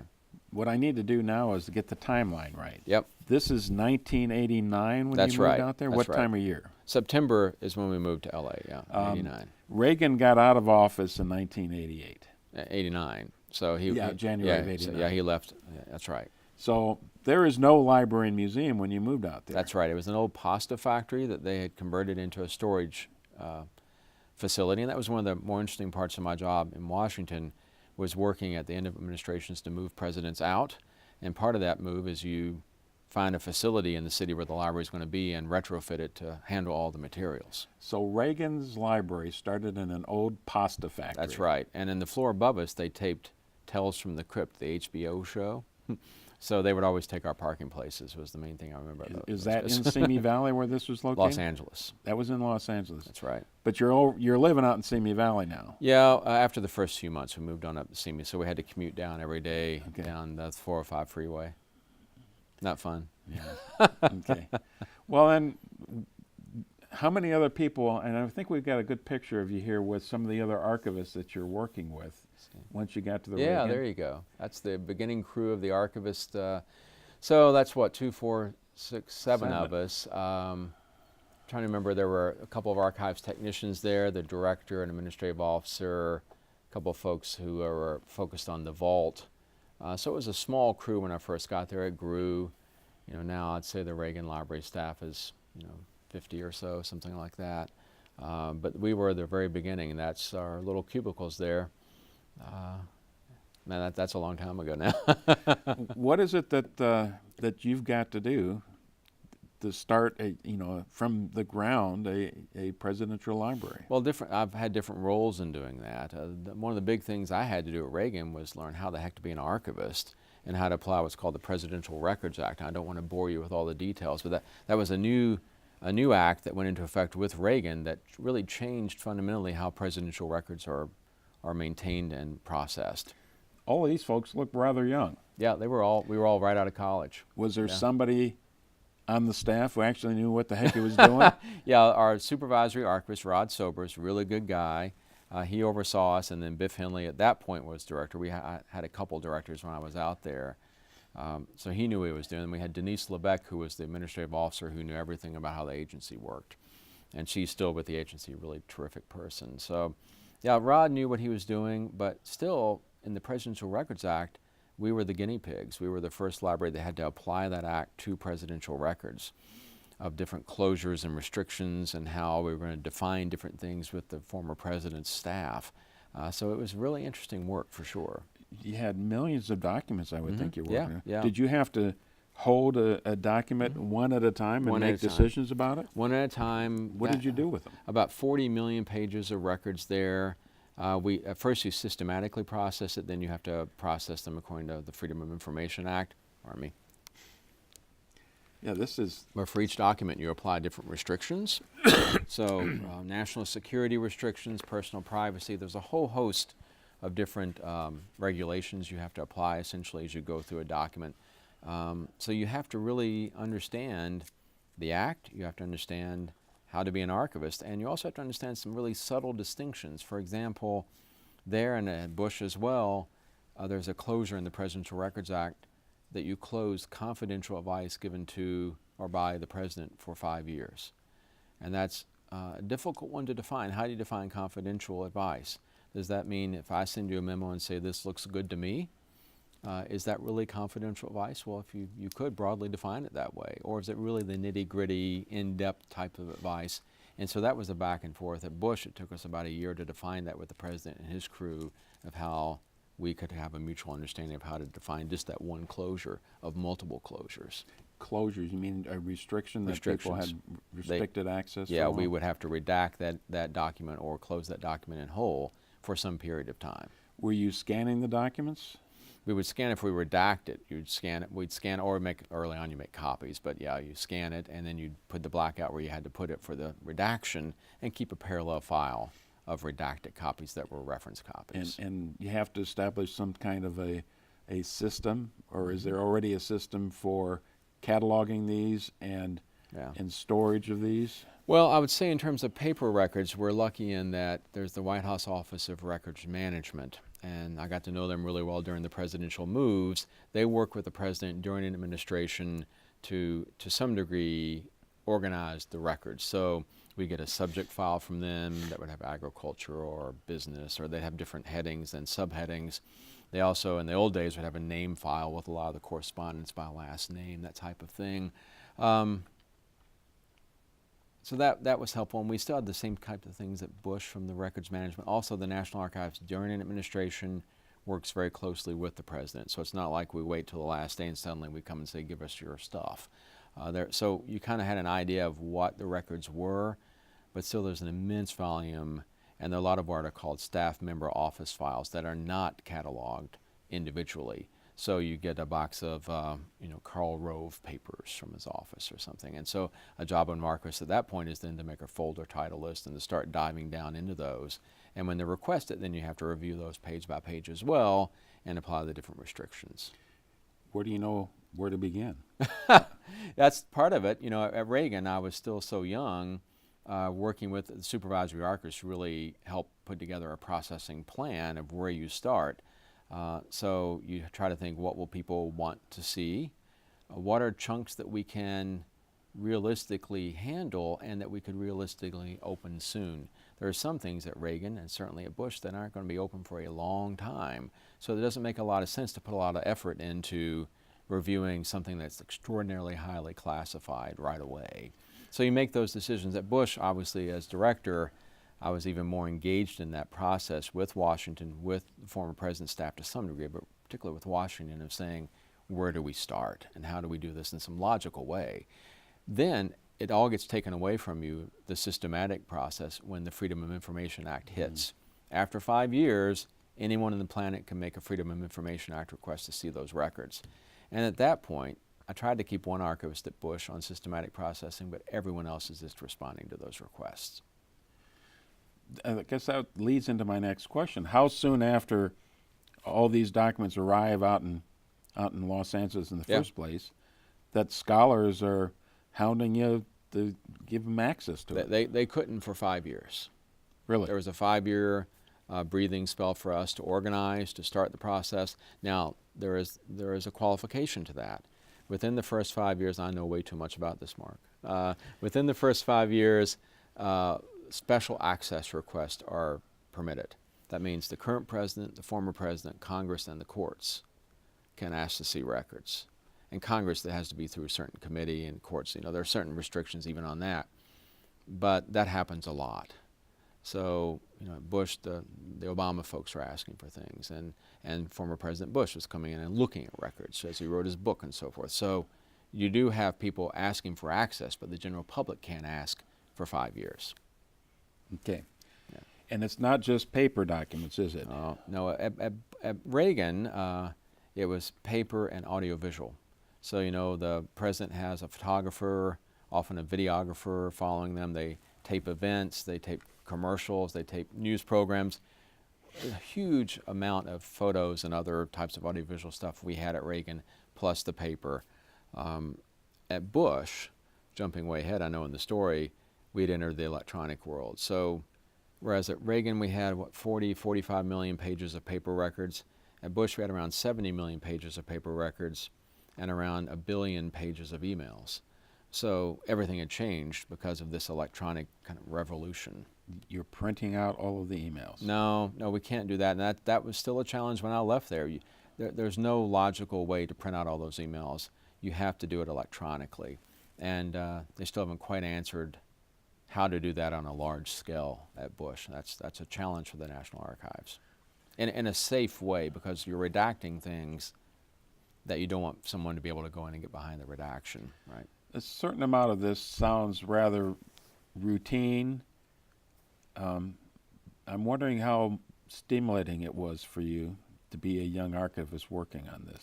Well, it was interesting because when you open a box of records, you never know what you're going to find. That was always interesting for me.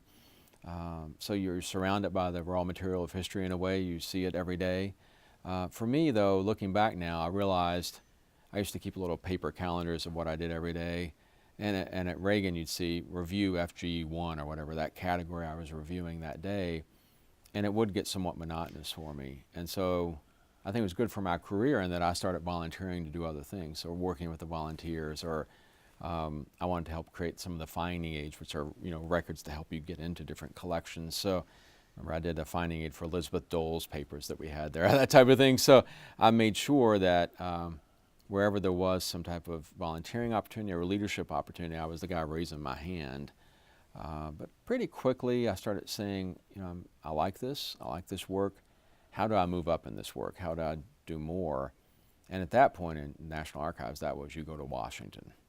Okay. You go back to the central office, and that's what I started thinking about pretty quickly at Reagan. Okay, we'll get to that here in a few minutes. Kathy, was she working at the time you were working there? Yeah, when we got to LA, we realized she wanted to work, and we realized you don't live in LA cheaply. So she was very fortunate. Almost immediately got a job at an advertising agency there, ICG, I think was their name, and became a media planner. So, what happened to her medical interest? She morphed over time. She also went through some changes, but she always kept a science background and ended up getting her degree in journalism, oddly enough, but with a real science bent to it. And she thought she might do something like that, but then got to LA and was fortunate to hear about this advertising job, and suddenly is buying spots for Jack in the Box and that type of thing, or planning spots for Jack in the Box and other entities like that. Okay. Yeah, that's what she did in LA the whole time we were there. And yeah. both of you are adjusting to life in the not so fast lane of Los Angeles. Oh my gosh, huh? I tell you this, the freeways alone, of learning how to navigate. I still know LA though, you have to learn how to drive in LA. So I still know how to get around there. And like I say, made a ton of good friends. We were all just out of college, so we're all going through this together. And my best friend Greg is now at the Nixon Library. We've stayed very close ever since, and loved it. It was expensive though, and we knew at some point, particularly if we're going to start a family, it's probably best to move somewhere else. Were you still there when the library and museum opened? Yes, I was there for dedication. So we moved everything up in early '91 from the temporary site up to the permanent library, and then the finishing touches put on it. Then they dedicated it, if I remember correctly, in November of '91, and then I moved back to DC in January of '92. Compared to some recent presidential library and museums, that's pretty quick, isn't it? Yeah, so yeah, that is very quick as I look back. Yeah, it only took them two years really to get it ready for us to move into. Yeah. What do you suppose it was that quick? I don't know. That's a good. I never really put two and two together on that before. It took us longer at Bush for sure, but I don't know. Was there some concerns already about his health? Not when I was there. Not long after I went to Washington is when he wrote the Alzheimer's letter. But certainly the encounters I had with him at Reagan, I didn't see any obvious illness. What do you remember about the opening? That had to be a heady experience. Well, meeting as the presidents kind of all there, the Nixon, and there was an amazing lineup of presidents on the stage. I remember Lee Greenwood sang "Proud to be an American" and the Jets go over. Just a great day of ceremony, and President Reagan being so happy. The scenery there, if you've been to Reagan, is on the mountaintop, and just looking around, seeing a lot of really important people, and thinking to myself, what am I doing here? That's kind of I've had a few of those instances in my life, like how did I wind up in this crowd? But it was a great day. Was that just shortly after the Gulf War? Yeah. So yeah, that's right. So I'm losing track of my history now. That's horrible. But yeah, that would have been. It's either, I think it's November of '91 when that dedication was. I think it's either October or November. Well, if you allow me just a little bit of reflection here, Bush, George H.W. Bush, had the advantage of inheriting a lot of the things that Reagan had been working on, and wins the Cold War. And I'm sure, as far as the Reagan people were concerned, no, that was Reagan that won the Cold War. President Reagan won the Cold War, yes. So that's the reason I was reflecting on that. I have a great friend in Dallas, Jeff Engel, who's a professor at SMU, and we have a wonderful debate about who won the Cold War.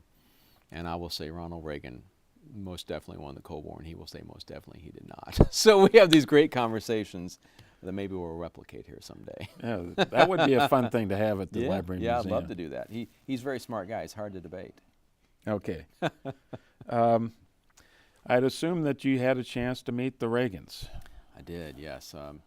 Both President and Mrs. Reagan. The President more than Mrs. Reagan while we were there, but he would come down to our Christmas parties and occasionally show up even at the temporary site.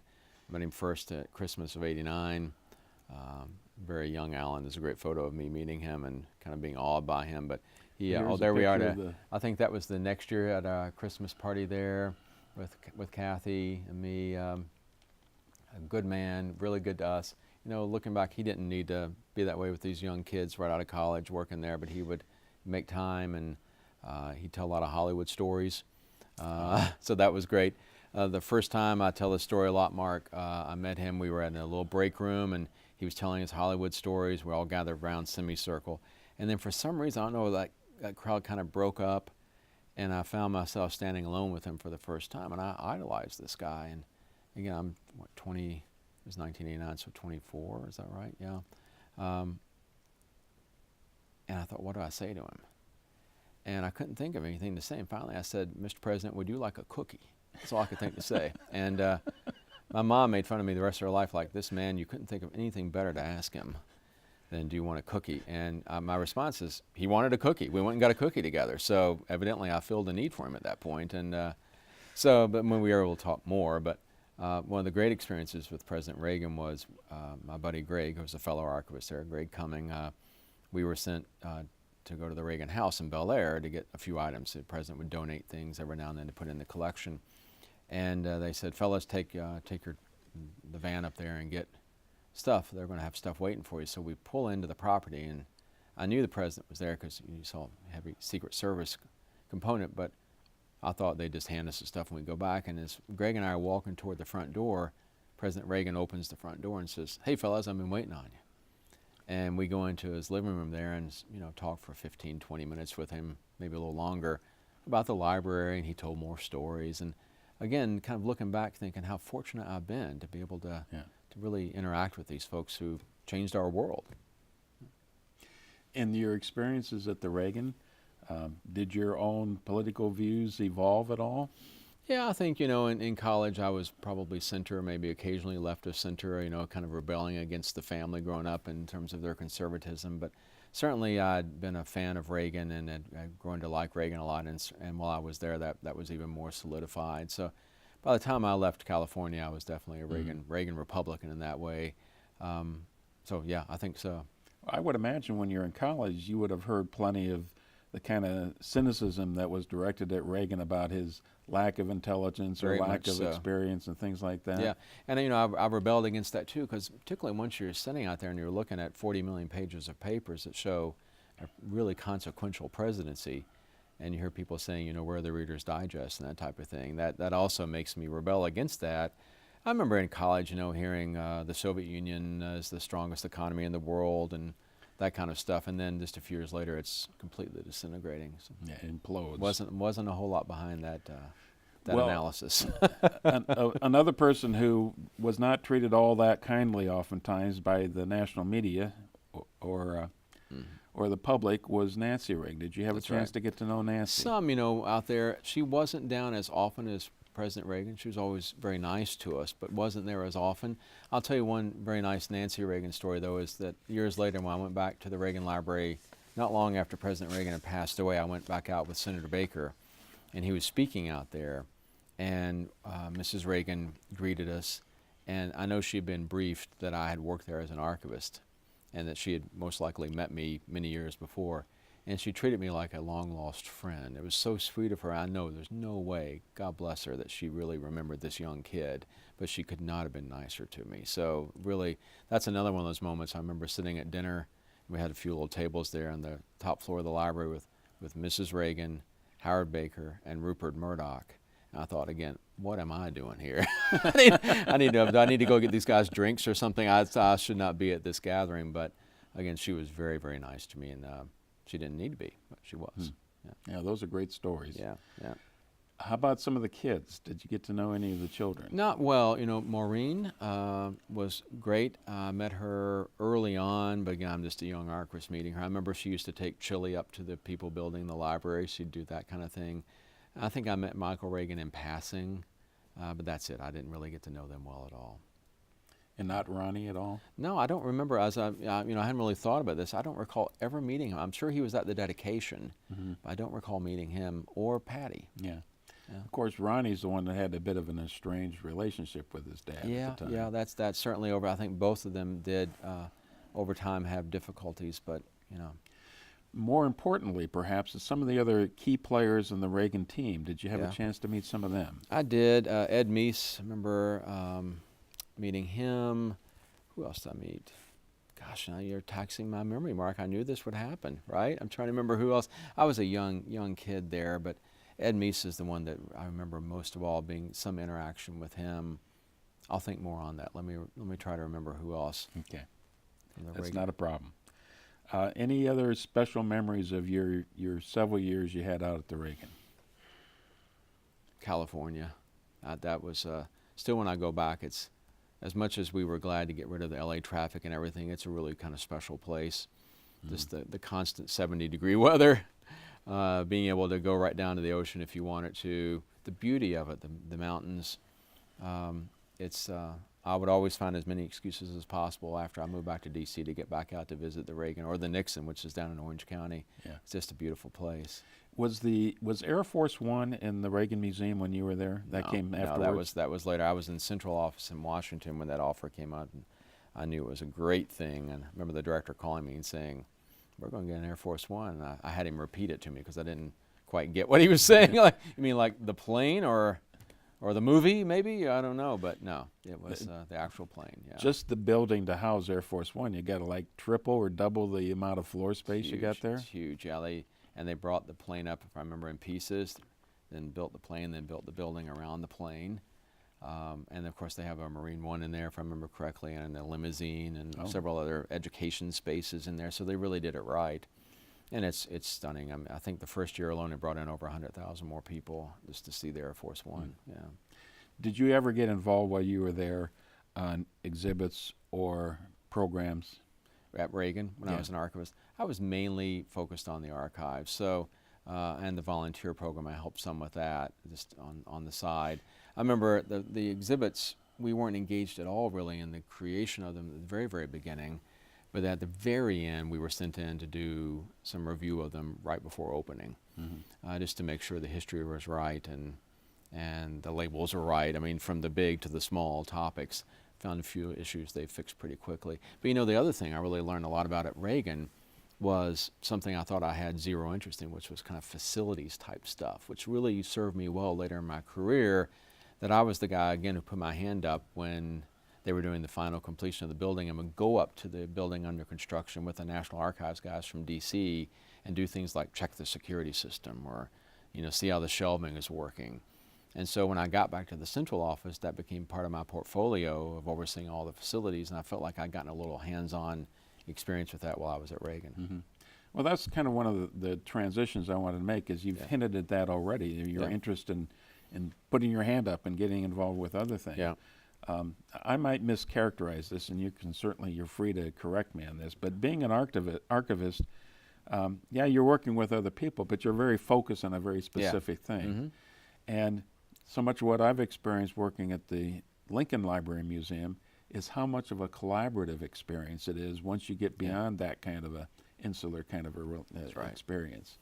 And it sounds like you are drawn to that more collaborative experience? Absolutely more drawn to that. And I think even within the archives world, we would try to work together as an archives group because, again, we were doing something pretty new with the Presidential Records Act, and it's a complex business. And it's not easy doing what we were doing. So there was a lot of back and forth, sometimes a lot of arguments, but also a lot of collaboration about how we do it.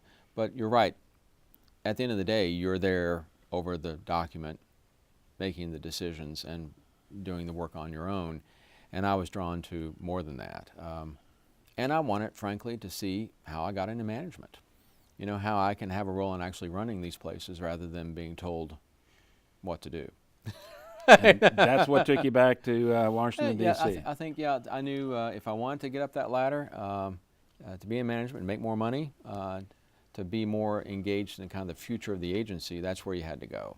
Was that something that you kind of evolved during your time at Reagan, that increasingly were looking that direction? Yeah, increasingly so for sure. I mean, I think I was part of what was called the Career Intern Development System, CIDS, where they trained you the first 2 years. You went GS 7, 9, 11 real quick as part of that program. And about halfway through that, I remember thinking, I like this. I like being an archivist. I like the agency. I like presidential libraries, especially how do you do more than being an archivist? How do you move up at Reagan? Not going to be easy, only a couple management positions there. So, and then how are people typically doing this in the agency? And that was Washington. Was there somebody at the Reagan that was kind of helping you through that, thinking through that process? I think Rod Sobers, to some degree, is my supervisory archivist, but by then we had an assistant director, Dennis Dallenbach, who had come from the Ford Museum, Gerald Ford, and was terrific. Became a good friend, a big tennis partner. When I used to beat him on the tennis court, he said he was going to get a headband that said assistant director to remind me that I reported to him. But he became a close friend, and I would confide in him, like, I need to think about where I'm going with my career. How do I do that? How do I get back to Washington? And I know he was working behind the scenes with Central Office to say, hey, this is the guy you probably need to take a look at. Very good. So, yeah. So let's make that next step then. How did you get back to Washington, D.C.? Again, I think with Dennis's help, the central office there was tiny that oversaw all the libraries, and they knew they needed to take it up a level. And so they started looking for someone in the field to help. And I made the right ask at the right time and had the right person helping me with Dennis, and I think Rod to some degree as well. And they talked to Pat Borders, who was the Deputy Archivist for Presidential Libraries at the central office, who became another great mentor. And they said, you need to look at this guy. And next thing I know, Pat's on the phone with me and says, we're interested in you. Do you want to come work up here? And I said, the answer is yes. So that was toward the end of '91 that was happening. And we packed up our bags and left California in January of '92. And go back to central office. I didn't know what to expect. Again, I've been trained as an archivist. And I get in the office the first day, and Pat's a great guy, but he comes by my little cubicle and throws this huge guard contract on my desk and says, read it and learn it. And I thought, oh man, I'm in a new world now. You know, you had to learn how contracts work, how federal procurement works, how personnel works. And early on in that job too, they hired Michelle Cobb, who was another analyst who became one of my best friends on the planet. And just really the two of us plus Jackie Wood, who was a budget person, overseeing the whole system. And I kind of grew an empire in a way.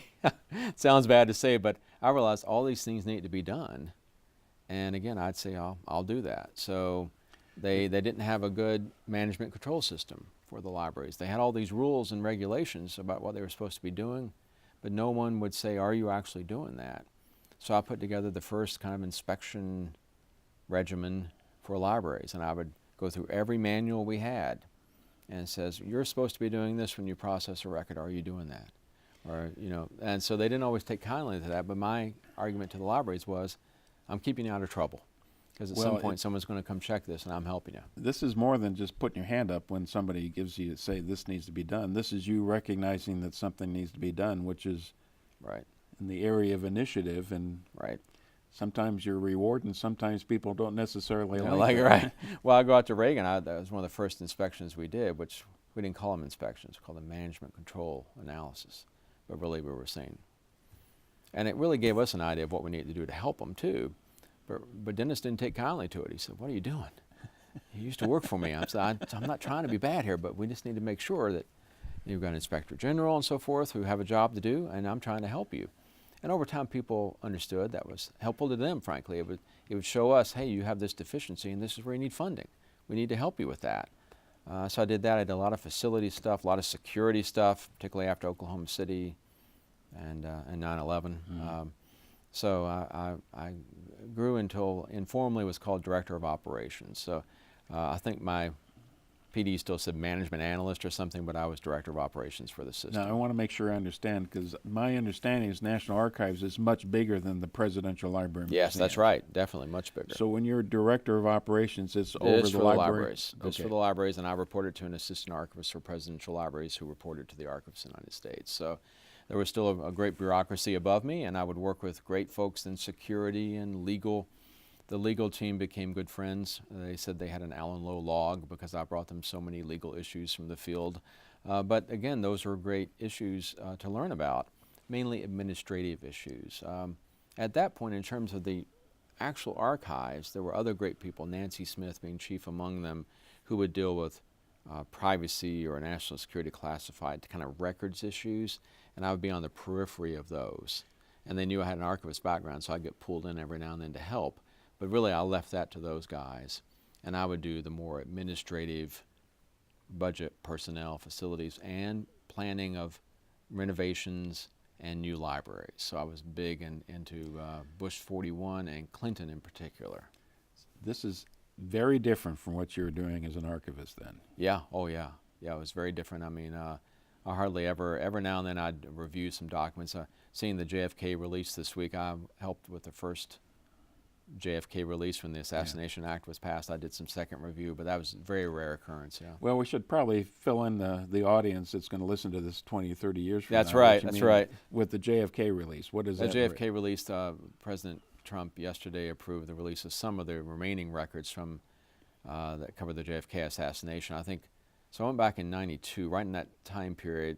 Congress passed a law saying all the records related to the assassination had to be gathered, and they wanted to declassify as much as possible. So all the presidential libraries, whatever they had related in any way peripherally even to the JFK assassination, they sent that all to the National Archives, and other parts of the archives did the same thing. And then you had to go through a review and a second review and attempted to get it declassified. The National Archives doesn't have declassification authority.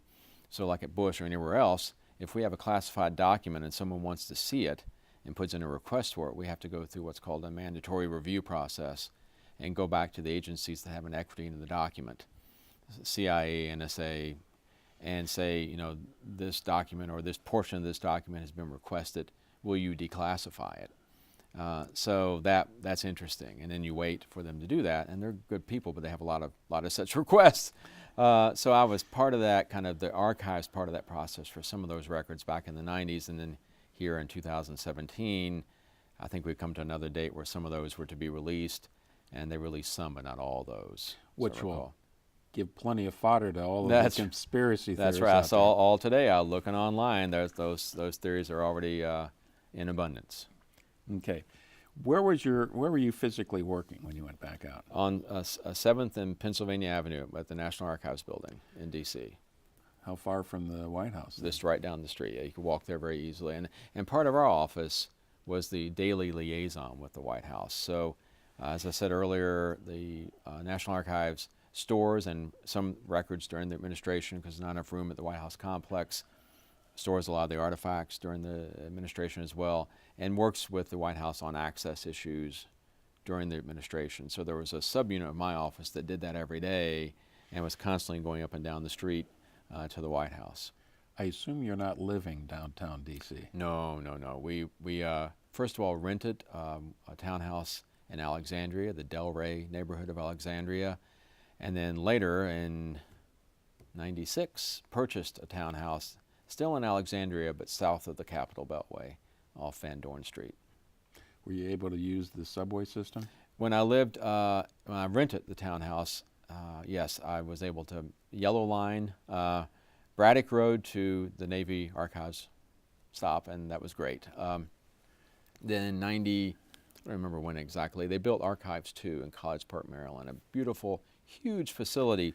Well, you're on the wrong side of the river by then. I was wrong, and they told me we would stay downtown, my office, because of the daily connection with the White House. That the Presidential Library Central Office would stay there, but almost everyone else was moving to Archives 2. And so I said, fine, and we bought the townhouse down in Van Dorn Street, which is almost directly south of the city, off the Beltway. And probably 3 or 4 months later, they said, oh, we're moving you to College Park. So at that point, I could no longer take the metro. and I had to drive around the Wilson Bridge every day, which was a great reason to seek employment outside of D.C. That put you on the Beltway every day? Every day. Yeah, every day. That was not pleasant. It's almost as bad as being out in L.A. That's right. I think so. I absolutely think so. Going on that Wilson Bridge, they've improved that since, but not much. It's still a heck of a drive, and hour and 15 minutes at minimum to get to work and get back home. Now let's go back to the job, because I'm very interested in that, and that's really setting you up for success for the rest of your career here. Were you working with budgets then as well? Absolutely. Yeah, budgets, facilities, personnel issues, contracts, a lot of different contracts, contracting, all, as I said earlier, any legal administrative issue, tort claims, all that kind of stuff will come through me in the central office. I wanted to take this opportunity to take another look at the way that these library museums are budgeted. Yeah. Because it starts with the president in office, and he puts together his team, and he decides where the museum's going to be and what the design's going to be. My understanding is that initially the money has to be raised by the presidents. That's right. So here, speaking of the National Archives presidential libraries, they put together a foundation, the presidents do, and they're responsible for raising all the money to build the facility. Now, as I know I'm getting ahead of the story, but during my time in central office too, with Bush 41, Clinton, and then later as director at George W. Bush, the National Archives is involved in all that. So they're involved in the design of the building, design of the museum. But ultimately, it's up to that president and his foundation to raise the money, to hire the architect, to hire the museum designer, and to give us a finished product on dedication day. Involved, would they say interfere? Right. Well, it all depends. And when I interviewed, again, getting way ahead of the game for the Bush 43 job, one of my first meetings was with Mark Langdale, who was the then head of the Bush Foundation. And I said, if you look at the track record of these libraries, the ones that don't work well are where the library, the federal side, doesn't get along with the private side. If you have a battle there, territorial, whatever, doesn't work. So we got to get along. And he said, I'm right there with you, buddy. So we had a great friendship. So I don't think, at times he might get, there's always a bureaucracy with the federal government. I know they would get frustrated with that. I would get frustrated with that. But they always knew I was there to try to help them get through it because we wanted the same thing. So I did the same to some extent at Bush 41. When I first got back to D.C., I was thrown into the Bush 41 move right away. That was an interesting experience. And I helped with the process for starting the Clinton Library together. I left midway through that to go to Baker. But yeah, they might say interference, but I think overall the experiences I had were pretty collaborative. Was there an expectation that the foundation would raise enough money for a substantial endowment? Well, there's a requirement for that nowadays. So when did that come into effect? That went into effect with Bush 41, that there's an endowment based upon a formula in the law that says when they hand the library over to you, before we can officially accept it, they have to wire transfer an endowment to the National Archives that's based on, at that point, it's based on 20% of the cost of the land and building. So at the George W. Bush Library, there's just under $10 million they gave us in an endowment. For Obama's, it was going to be... You're maintaining an endowment for the library? Yeah, so they would give us, that went to an endowment in D.C. that helped defray some of our utilities and other maintenance costs. I guess that was my question. Why wouldn't the foundation maintain the endowment? They have other endowments, but that endowment was required under the law to be given to the federal government. Yeah, right. So it helped, but it certainly didn't defray all the costs, but it helped a bit.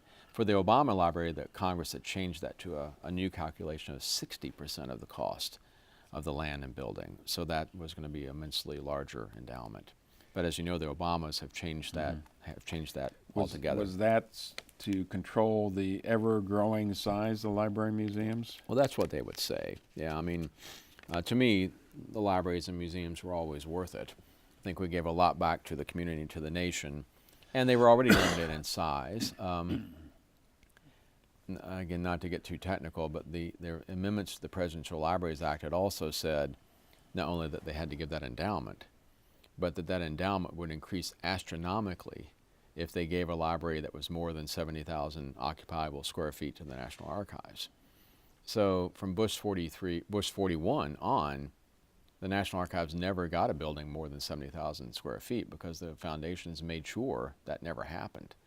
Now the complexes are bigger, like at Bush.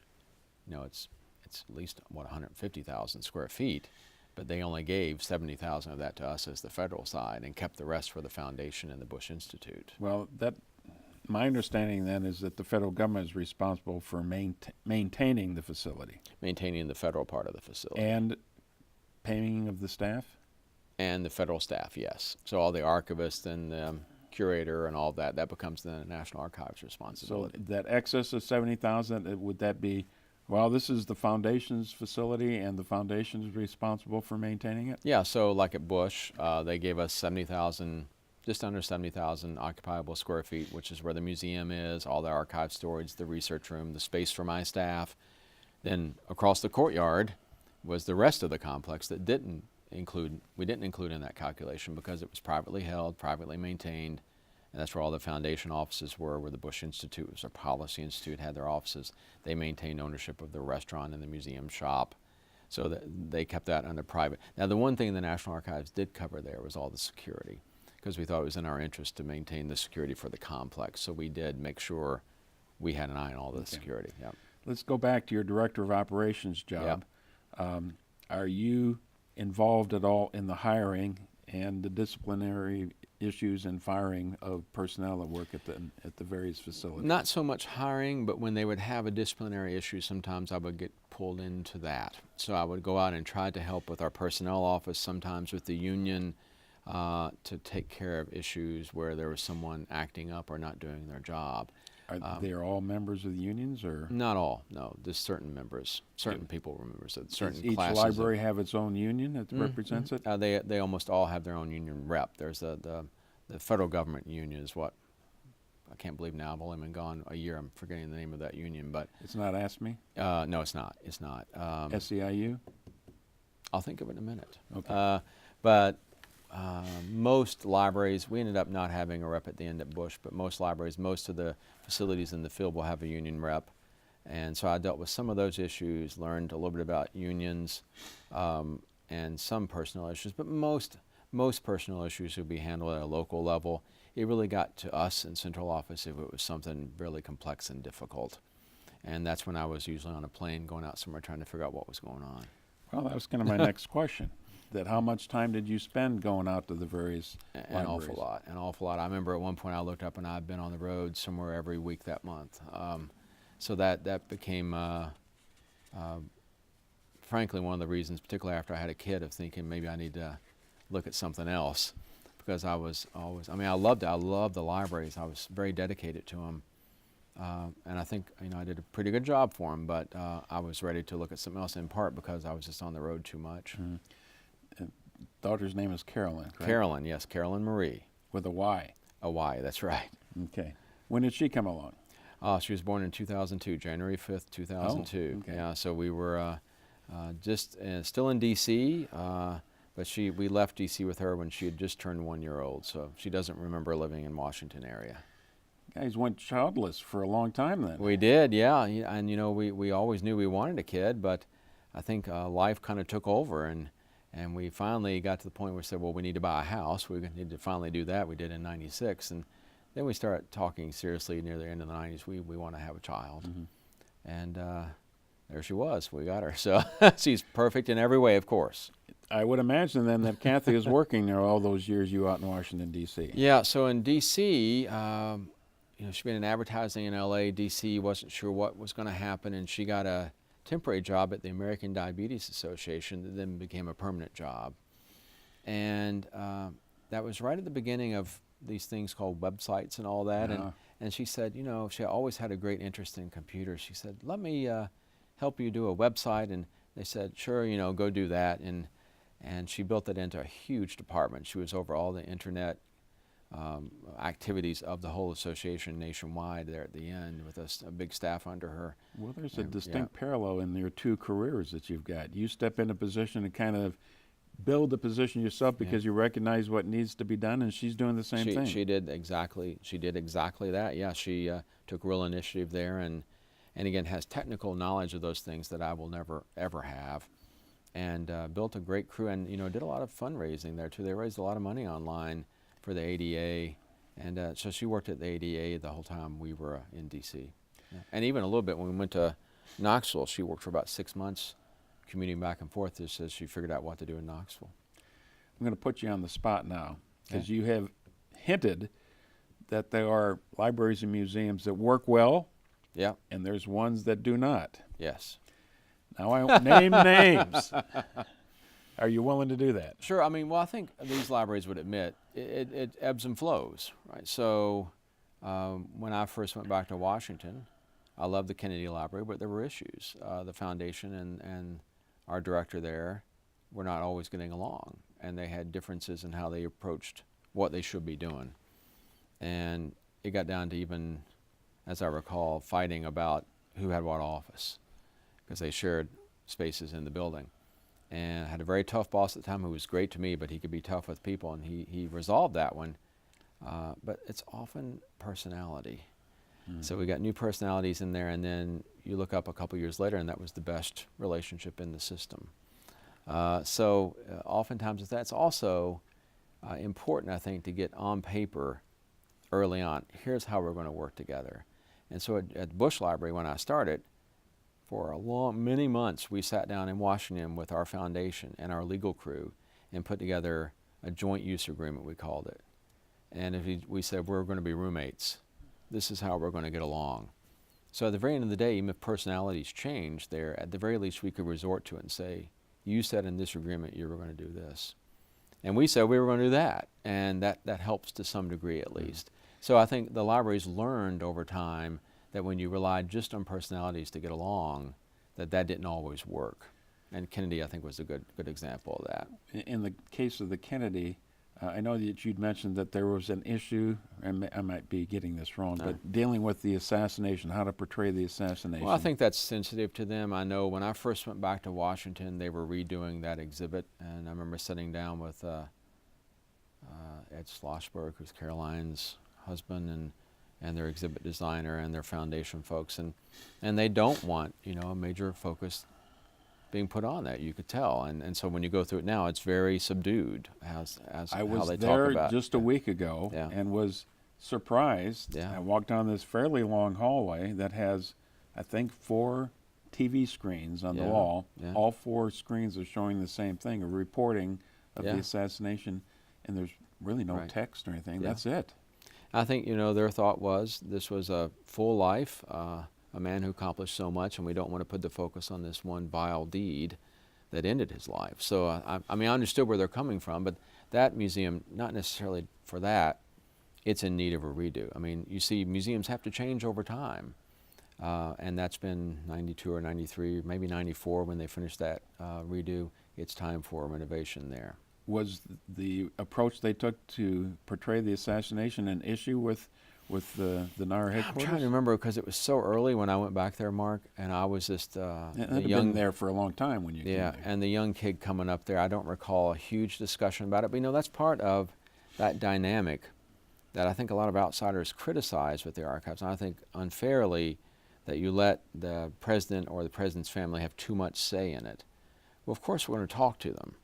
At Bush, I said I would have been a fool to not talk to President Bush about his dreams for the museum or what he thought I should focus on in this area, that area. But at the same time, you put together a professionally done museum that as a professional a museum expert, at the end of the day, you can stand up and say, this is a good product. But Alan, how do you tell a president you're getting too involved with this? Well, that's not easy. It's funny, at Bush, he trusted us, I could tell. He would say, hey, what about this? Or I put my priority there. Or how you handling this? Maybe you think about, I was thinking this that day. He never really said, stop doing that or move this to here, that kind of thing. He was very good about it. So I can't really speak to if any instances happen with others, if it was harder, but for me at Bush, very easy. I remember Bush 41, that was, I was involved in that to some degree as well as the central office guy, but those are always pretty collaborative meetings when you go down there. Pretty easy going of how they approach the story of 41 and Barbara. Yeah. Okay. You mentioned one museum. Was there any others that stand out as having difficulties? Well, you know, my beloved Reagan, I think over time had some difficulties, personality driven between the foundation and the National Archives. Those in large part I think have been resolved. The current director at Reagan has done a good job, I think, of navigating those, so I think those are better now. I'm trying to think through my head now real quick. You know, for the longest time, President Carter, who does amazing stuff with the Carter Center, had not put a lot of focus on the Library Museum, understandably, because he was doing great work in Africa and other places, and I was very heartened. That was one where we always thought we need to do more there because not many people were going to the Carter Museum. And after I went to Baker, I think, the director there did a good job of re-engaging the president and getting a new exhibit in, so that relationship, I think, is even better than it ever was before. I assume that there's some that, not necessarily because of the personalities involved, but just because of the story or the facility itself, Yep. that you really liked. You name a couple of them that you really shined. Sure. Let's see. Well, of course, the George W. Bush Library is the best in the National Archive system. But I don't know why. Surprised to hear you say I don't that. know why I would say that, but I will say, just tooting our own horn a little bit, the interactive nature of that museum is pretty awesome, in President Bush's words. So We're going to talk about right, that yeah. much more. So But I'm that's gonna, not, I'll put that top of the list. Reagan, hard to beat Reagan. The redo of it just a few years ago, not just the Air Force One component, but the way they did the rest of the Reagan story, they did a really super job with it. So I've got to put that near the top of my list. I've always enjoyed Bush 41, going in and seeing the big airplane like he flew in World War II hanging over you, and the section at the end of that where Dana Carvey and Bush 41 do some of the humor, I think is spectacular. So I really enjoy that museum as well. But they're all great. I mean, that's one of the great things about all these presidential libraries, and Lincoln Library being among them. We're all unique in our own ways because we got different stories to tell, and we tell them in slightly different ways. So you go to any of them, and I think they're all pretty awesome. the first one that I encountered since I came from Iowa and I went to the University of Iowa was the Hoover Library Museum. Yeah. Pretty modest compared to what we've got for That's most right. of the rest of these. That's right, yeah. Any comments about that? Well, you know, my friend Richard Smith, who I know used to be director at the Lincoln Library Museum as well, that's where I first met Richard. He was director of Hoover when I went back to Washington, and he redid that Hoover exhibit to something much better than it was before. There for a while, it was pulling in more people than Carter, and Carter's in the middle of Atlanta, so you know, you show what you can do with an interesting topic and a well-done exhibit. The Hoover Library has really excelled in education. So, you know, they don't have to process a lot of papers anymore. They've done that. They have a good exhibit. So they've really reached out around Iowa and the region. And when I was in central office and at Bush, they were one of those kind of models we looked at of how are you doing education, because they're doing it so well. One of them that you haven't mentioned yet is the FDR Library Museum, Hyde Park, right? Love FDR. I was acting director there for a year in the late 90s. Why and how? So the director there, Vern Newton, was leaving the position, and they realized it was going to take a while to find a new director. They had to go through a search process and everything, and they were in the middle of a process with the National Park Service to try to plan a visitor center for the property, and lots of things were going on, and they didn't want the library to be without a director. And so I remember my boss and Vern came in and said, would you be willing to be acting director at FDR? I think that was in '98. I'm losing track of my years. So that I was, 34? Is that right? 34, which made me, I'm very proud to say, the youngest presidential library director of all time. Thank you very much. I said, of course I want to do that. Wasn't Kennedy president by that time? That's right. See, I now feel much less important. Thank you, Mark. Thank you. This, like Kathy, you're right there to tell me, hey, this is why that's not really that impressive, sir. That's okay. I'm sorry. That's all right. So what that meant was I would go up and at first spent a week or two out of every month there, and then really reduced it because that crew, a lot of them have been there 20 plus years. They knew what they were doing. I just want them to make sure that they knew I was there for them. So I'd go up a few days out of every month, maybe a week, and stay at a hotel in Poughkeepsie and go and make sure I sign a lot of papers and attend programs and make sure I was keeping the staff informed of what we were doing, and tried to move the visitor center project forward, which was a very difficult project that we finally got done, but it took a long time. Hudson Valley is a very pretty place. Loved it. Loved being there. The home, was right behind the library, so interacting with the home staff was cool, and I really enjoyed it. And the museum was good. It needed to be renovated, and we knew that. It was very old, and since then has been completely gutted, the whole building, to the extent we could. And the new museum, which I haven't seen yet, sadly, has been put in. But does that include his home, the family no, home? the Park Service runs the home, so it's kind of a joint operation up there. Park Service runs the home. We run the library and museum. The National Archives does. But right next to each other? Right next to each other, and right between them is the burial area. And then now the visitor center is jointly run with the Park Service, and it's right to the north of the library and museum. More of this need to collaborate and to work with various agencies and different people for a variety of different purposes then. Yeah, absolutely. And then also reaching out within my agency even more, of pulling in the people I need to pull in to get things done there, particularly with the visitor center, but everything else. So that was really, for me, throwing me in to direct supervision of people. So, in central office I was over some folks, but this was a big crew at a different location with a whole set of new problems. And I was kind of thrown into the cold water, and it was great. I enjoyed it. So it was fascinating, and again with FDR, a topic that was to me very fascinating. I was always interested in FDR, growing up in a family that fought in World War II, and so being able to be up there, the first day I said to Ray Teichman was the name of the supervisory archivist. He'd been there a long time. And I said, Ray, I want to see the Einstein letter. And he brought me the letter that Albert Einstein had written to FDR that really for the first time informed FDR that an atomic bomb could be developed. And it's a very historic document. And Ray made me put on the white gloves, and I held it for about 3 seconds, and he took it back. But that kind of thing still gives me goosebumps. Yeah. Well, that's why you come to work every day. That's right. And to support you. Did Kathy have a chance to go up and spend some time in Hyde Park with you? We went up, remember her mother, Joyce, came in from Kentucky, and we went up for a few days, if I remember correctly. I think that's when I was acting, or it may have been just after I was no longer acting.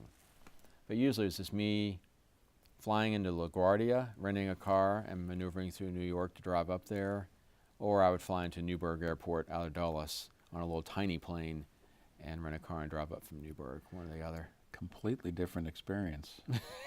Yes. And New York, that was before the wonders of GPS. So I knew one route in and out of the city. And if that had ever been blocked, I was in trouble. But luckily that never happened. Okay. Glad when that experience came to an end? Yeah, I think so. It was, I always say it was done concurrently with other duties, which meant they didn't let up any of the other duties, and they didn't pay me any extra, but it was a great experience. I was happy they hired Cynthia Cook to come in, and I was happy to kind of hand the baton off to her and get back to D.C. What year was that? Do you recall? I think it was 98 to 99. It was either 97, 98 or 98, 99. Okay, so by 99 you're back in D.C. I'm back full-time. And full-time, yeah. What I wanted to spend a little bit more time here is to talk about the two moves with the two presidents. You've already hinted at that. Yeah. And maybe if it's possible, it's probably not, without getting into too many comparisons of what you went through for Bush 93 then. That's 43. 43, I'm sorry. 93, 43, who knows, 93. later on Oh in my the gosh. generations we might get That'd to be a Bush couple of 93. centuries Be from pretty now, cool. wouldn't Yeah, that's right. So, Sure. 1989, you're just, well, you get back to D.C. in 92. 92, right. So much of that stuff for Bush 41 had already happened. No, the election was in November of 92, and I remember as Okay, we he's out of office in 93. 93, and so we, as we got near the election, realized that the polling showed he might lose, but you're not allowed to say he might lose, and so we couldn't do anything like planning with the Pentagon how we were going to move the stuff out, and we couldn't get a temporary facility together in College Station. We knew the library was going to be at Texas A&M, but we couldn't do any of that because, he might lose. What's the Pentagon got to do with the move? The Pentagon provides the manpower, and in our case, the planes to move everything out of Washington. Okay. So on election day when he lost, the day after, they assigned me to the White House to start working with a crew of people to start organizing all the records with great help from the Pentagon. Then my boss flew down to College Station to start finding a temporary facility. And finally found a bowling alley and Chinese restaurant that they renovated to be ready to accept all the records. And then pretty quickly we started flying stuff out of Andrews down to College Station. Well, Fort Hood to College Station. I love this. For Reagan, it was a pasta That's factory. right, yeah. And now this is a Chinese restaurant and a bowling alley. That we got it, that interior of that. And then for Clinton, it was a used car dealership we found. So there you go. At Bush, it was at Bush 43, much more boring. It was a warehouse they found, and that worked well. Yeah. So that's like one of the first things that has to happen. Got to get it retrofitted to handle all the records, both from just a physical point of view and a security point of view. And is NARA then, and perhaps your position, you're taking the lead, well, we need to find new young archivists to start this process. We need to find the staff from the people who are on board there right in the agency already? Yeah, they start looking for those archivists. At Bush, I didn't have, as Bush 41, I didn't have a big role in that. I was the guy at the White House, so along with several other guys at the White House, working with the White House Office of Records Management to gather all the stuff and to palletize it and get it out of there. Does that mean that you're bumping into HW occasionally? Not HW. Dan Quell, I remember a couple times seeing. And I would go into different offices. So Terry Good was then the head of records management. He would take a leadership role. So I go in the morning and Terry would say, you know, Alan, council so-and-so is ready to have their records inventoried and boxed up. So I would go up there along with a couple other folks and do a quick and dirty folder title list. Say box 1 has this in it, box 2 this. Throw it on a pallet. The military guys would take it down the hallway, stage it, wrap it, get it out to Andrews. What's the mood? Somber. They were defeated. So some folks, always nice to me, but I was kind of the angel of death coming in and give me your stuff, you know. But they were always very nice about it. I remember I met Tony Snow. Do you remember Tony Snow? Really great fellow. I remember having a great conversation with him. I think he had a Kentucky connection. I think he went to Berea College or something like that. So we talked Kentucky basketball, but still a very sad time for all of them, I know. Any tense moments working with them then? The only tense moments were knowing that by noon on Inauguration Day, we had to be finished. There was no, give us another week. There was no, give us another hour. It had to be out by the time President Clinton came in. So it happened. But I was on the last plane, I remember, that morning, if I remember correctly. And I remember running around the executive office building, this one more check. You know, has anyone left anything here anywhere that I need to get? Along with a few other people doing the same thing. And then we took the big C-5 planes, you know, just loaded those up and flew down to Fort Hood. Were you in the White House as well, or mainly in the executive office building? Some in the White House, mainly in the old EOB, but some in the White House and some in the new executive office building right across the street, just, you know, right over by the Blair House. Mainly old EOB. Yeah. That's more than a 9-to-5 job, I would think. Oh yeah, that was a lot of late hours, and then once you're down there, you got to get it to the temporary facility and in safely there, and that was a heck of a process too. Once you get it to the new facility, what do you have to do to make sure that this is properly safeguarded and stored? Well, that's you made sure already have gotten all the security systems in and certified, and all the agencies have been down to bless it before you move anything in. And then once you get there, you've got the core staff already hired, and they're there. So once we leave the trucks and everything's shelved, we boogie out, and they're left in charge of the temporary site. But the place has to have proper climate control to begin with? Climate control and security, yep. All that. CIA has to come in and certify your skiff and all that fun stuff. Yeah. Okay. Yeah. I imagine it's a fairly robust security staff that you need to have then. Absolutely. Yeah. From the very beginning, working with a security crew, but also with the folks in D.C. to make sure we're doing the right things in terms of the system and procedures. And you said you did not have a chance to meet the President or Mrs. Bush during that time? During that move, I did not. I met them a lot, of course, when I was at 43, but not during that move. Well, no, I take that back. I met both of them during the Bush 41 dedication. So I went down for those ceremonies when the big building was finally done. I got to meet them there. Okay. I'll wait to ask your opinion of H.W. when we get to his son's discussion as well. Okay. Let's move on to Clinton then. It sounds like you were more involved with that one. Much more involved with that one, yeah. So I've been in central office for a while. We knew he was leaving office. He'd been in 2 terms. So over a year out, I was part of the team and helped lead the team to plan the physical move. So I remember sitting down the first time putting together a spreadsheet thing. These are all things we have to think about. From big things like sitting down with the president's staff and saying, this is what we got to do, to little things like where do we order the pallets? Do we have enough shrink wrap? Do we have all these things? And the initial meetings with the Pentagon and sitting down with them and saying, what can you provide? When can you provide it? Can you provide the planes? Do you want to do trucks? How do you want to do this? So I was very engaged in that from the beginning. This time I was not assigned to the White House. I was helping watch the people who were assigned to the White House for that one. So, and I went down early on to help choose the temporary facility. I was one of the 2 guys from the archives who crawled around every warehouse in Little Rock, and with Steve Hannestad, who was a great guy over facilities and security for the overall agency, we found that car dealership and said this is probably going to work best with some retrofitting, and it did, worked well. And then I was also involved in the initial meetings with the architect and museum designers for Clinton in Little Rock. And so I was there as they started that process and started the construction of the building, and then got the Baker job and wasn't there. I went back for the dedication, but wasn't there for the end part of the building of it. Who is it that's actually selecting and approving the architect and the exhibit designer? The foundations do that. Okay. Yeah. So you have to basically bless those decisions. We do. And so at 41, I was involved in the meetings, Clinton more so, Bush 43 all the time, where you go in with the architect and you go over all the plans. So the NARA has to sign off and say, yes, that meets our standards. That's another thing I was a big part of when I went back to Washington. We realized the deficiency was there was one Presidential Library's handbook that had a bunch of policies in it. And there was one chapter that talked about facility standards. It was tiny.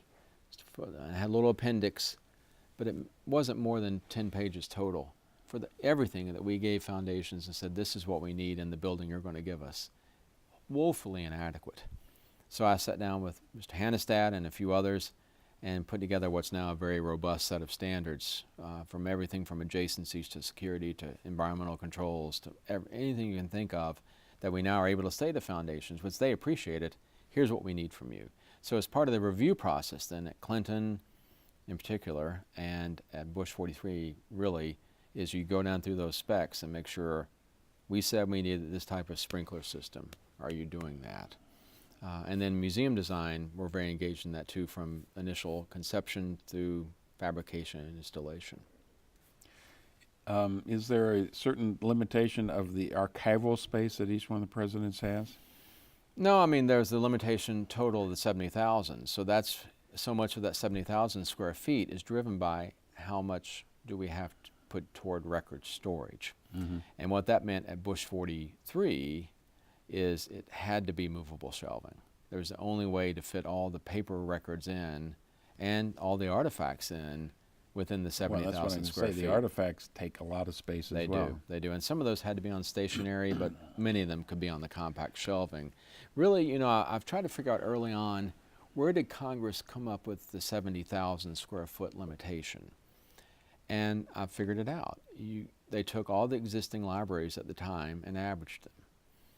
And that doesn't work, really, in reality, because the growth, even with computers, the growth of paper has been astronomical. So to put Hoover or Roosevelt into a calculation, this doesn't work in the modern day. Now you might see the paper coming down a little bit now that we have more computer generated records, more electronic emails and so forth. But frankly, at Reagan we had 40 million pages, at Bush we had 70 million pages. People are still printing out a lot of paper.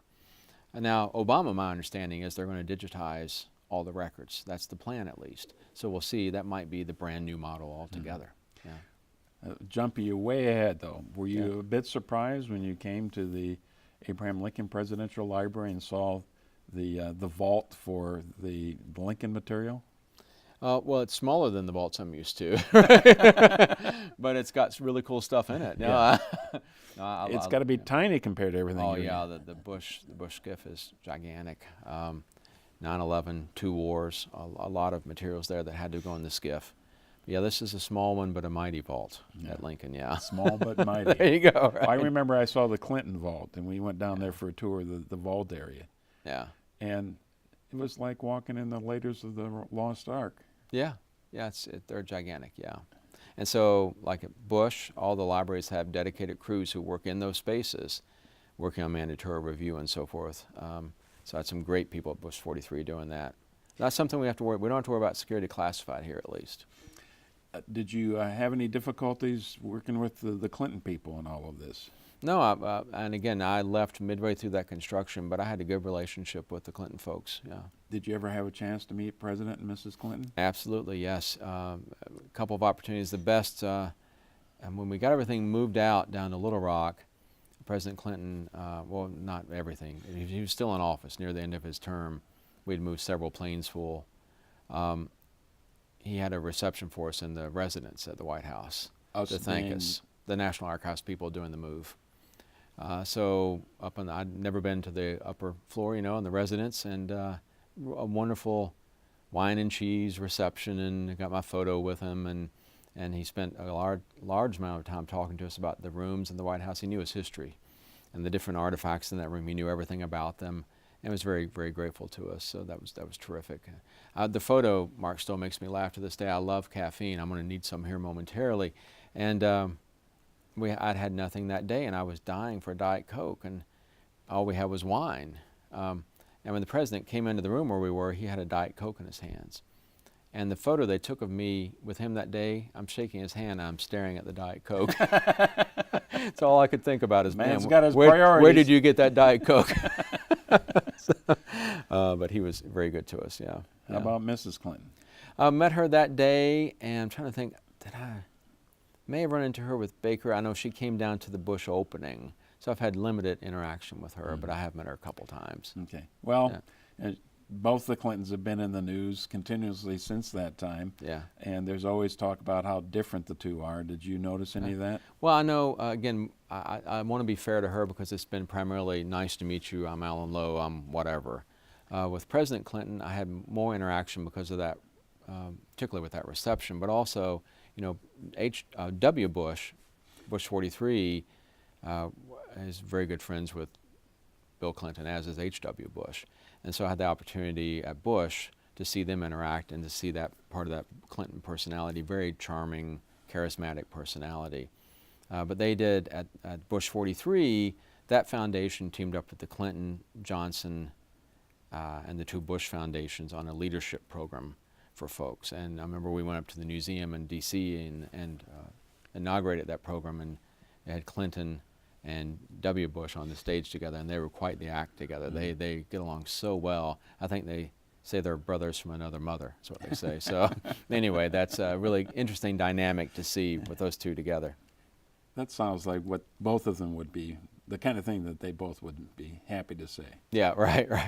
We're going to get to Howard Baker the next time we meet, but there's a couple more questions that I wanted to ask you about your time in Washington, D.C. Sure. At the national level. And one is how your own personal career goals might be evolving towards the end of your time there. Sure. So I was in D.C. a total of 11 years, and I realized with all the travel, that maybe I was getting a little burned out with D.C. And I thought, what is next? And that was the harder part. And at Reagan, at least I knew I had a career path. If I wanted to move up in the National Archives, you go to Washington. And at the end of the central office, I was really perplexed. I wasn't sure. I knew I didn't want to do that and look up in 20 years and be doing the same thing in the central office. But it wasn't obvious to me how to move up there, and it wasn't even obvious I wanted to move up there at that point. I wanted to maybe try something different, but I didn't know what to do. And a couple of friends I would rely on in the presidential library system said, well, that says you're in a rut, and maybe you need to think about something brand new. And I heard about, on the same day, two of the library directors, Richard Smith being one of them, and Duke Blackwood at Reagan, independently called me the same day and said, have you heard about this Baker Center they're creating? And very ironically and funny, knowing my future history, I said, Baker, I don't want to move to Texas. I thought it was Jim Baker. And Duke at Reagan said, no, you idiot, Howard Baker, Tennessee. And I grew up idolizing Howard Baker because I remember the Senate Watergate hearings. He was the kind of local boy made good. I said, well, that sounds really interesting. And it was a brand new idea they had at the University of Tennessee. And so I said, well, I need to look into that. But I was really feeling like I needed a change. Carolyn had been born in '02. And again, after the attacks of 9/11, thinking, nothing, I love D.C., but do we want to be in D.C.? All these things kind of swirling in your head as a new parent. Where's the best place to raise her?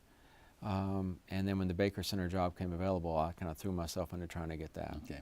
Yeah. Last question, and you just hinted at that as well. 9/11. Yes. Your memories of the day. Yes. And how 9/11 had an impact on what NARA's mission was. Yes. Like it was yesterday, I would say.